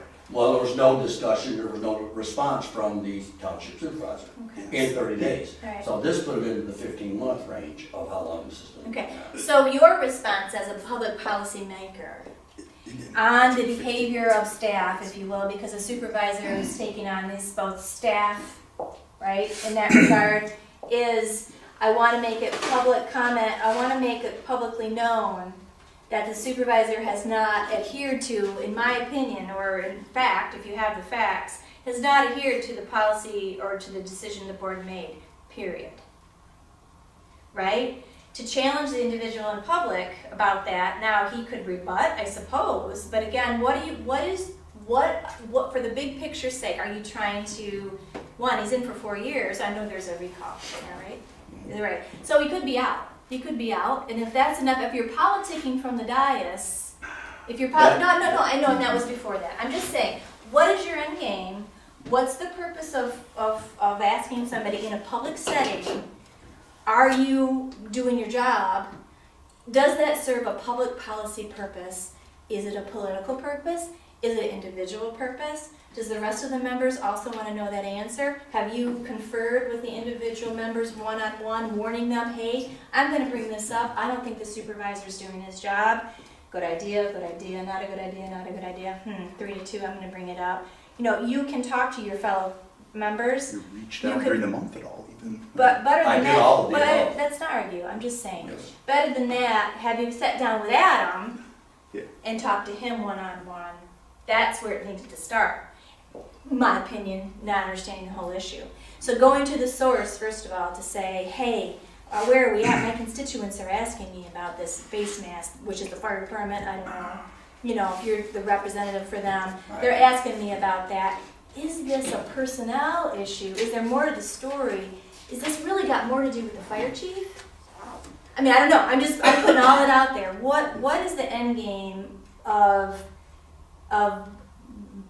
being, I don't know, disrespectful or not? If it is, it is. I don't know if it was, to your fellow board members in a public setting when something might be better handled before the meeting, outside of the meeting rather than in a public setting. What's to be gained? Once upon a time in Bedford Township, we had a supervisor, we had a board, not just, let me babble on it. Yeah, go ahead. And we had discussions, and I came in, I was new, I was in law enforcement for 18 years, Homeland Security for 7.5 years, we didn't drag this stuff, just happened. Money was available, we bought, and we just agreed. But when we got here, it was a whole different part of government for me and a few other people here. And it's culminated to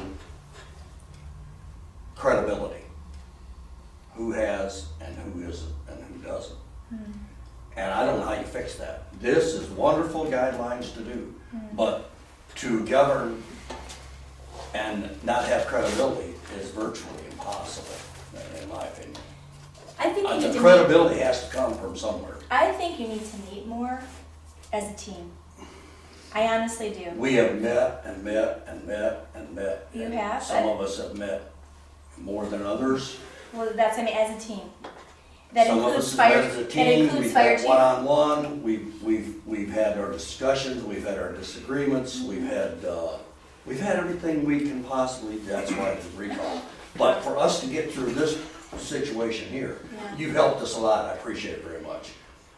The emotion has to be taken out of it. Right. You and I are looking at each other, we're talking. Yeah. This is what I say, this is your response. This is perfect for that. But to use this as a tool to leverage on the right to speak and elected officials to speak, this is never gonna work, because when our trustee wants to speak and is recognized and through the procedures, or anybody up there, we're probably gonna get to speak one way or the other. Correct. Yes. And you should always have a full public deliberation, always. Yes, yes, Always not limiting the amount of speak, it's just appropriate time yes. and place and the way in which you do it. And some people, I do a lot of talking. I'm the grandstander. I take to label me. So it's a whatever you want. confession, that's good, right? That's I right? confess to it, Yeah, but I do listen, even though I don't acknowledge I'm listening to Yeah. what's being said. But the lack of recognizing me as an elected official is sometimes And that The big happens problem. outside of the The big meetings you're problem. talking about. That's the big problem. But is that happening outside the meetings? No, that's in the meeting. I mean, the lack of the board being recognized, that's a problem. Because, But I've heard you speak a lot in the meetings. yes, So are you not being able to speak as much as you want to? no, I'm not denying that, but what I'm saying sometimes falls on deaf ears, and I have I to speak see. about it again. I see. As far as the face mask, that was just one of many. But that was a decision that the board made to purchase the Unanimous. machine, correct? And So that have they been decision. purchased? Huh? Have they been Yes. purchased? Yes, they have. Okay. They have been received, and I know it takes a long time, but stuff like that, this life, But again, so It's a whole policy, other topic that's. well, but think about the far more policy, the detailed. policy That's function not- of the board is a policy function. And there is kind of when I was talking about the clerk, the treasurer, and the supervisor also have what you might call administrative functions, day-to-day stuff. It depends on whether or not you can micromanage and when that micromanagement is important. When it's a detriment to the budget, when it's detriment, it's a total violation of a thing that you adopted, then you need to make an issue of it. But it is a question of micromanagement, if you will, of a day-to-day operation by a policymaker. And that's sometimes hard to separate. I'm looking for you for support on that. I agree. Yeah, so Here, here. when you get into the weeds, as they say, I don't know if they said law enforcement, when they get into the weeds, when they get in down a rabbit hole, when you get down a hole, think about the end game. Why are you doing that? Is it a day-to-day thing that really ought to be taken up with the clerk? She's the one that really needs to answer this question, not the board. It's her job. And that's hard with township government, especially charter townships, I think. All right, well, it's 3:10. Final thoughts? could you do one favor for us? Yeah. Could you send us that PowerPoint Sure, presentation to the absolutely. clerk, so we Yeah. can all get it? And this piece and here, Do some, this piece here is kind of the script to it, yeah, if you will. because that PowerPoint has a lot of guidelines that we're gonna adopt already, so take those guidelines and put it in. The Michigan Township Association has some really good sample rules as well. You can look them up online, they're right on MTA's website to start with, really good. Good public comment strategies, and so forth, so. Excellent. Yeah, Thank you for your help. you're welcome, good luck. You really aren't as bad That as was you great. think you are. I didn't cringe that much watching the meetings, honestly, but they were fine. There's a lot of townships out there, and there's a lot that aren't doing Yeah, all yeah. that great. I think it seems like go bowling. Go bowling together. All right. So did we need to roll call this? We need to do a roll call for workshop? We adjourn? Yeah. We'll adjourn. Yeah. And if there's nothing else on the agenda, I think that's adjourn. all it is. We're Yeah. adjourned. All All in right. favor? Aye. I'm sorry, I shouldn't have said it that way. I didn't say. Is there anyone opposed to adjourning the meeting? That's All right, so adjourn. Let's go. Don't use that too much unless the clerk knows you're gonna. It's hard for sometimes to get that unanimous consent is sometimes difficult. So- It's just unanimous. Thank you. Yeah, Want the rest of this? Nice to meet you. nice to meet you too. presentation. Yeah, thank you. I Yeah. might draft you to do this to a person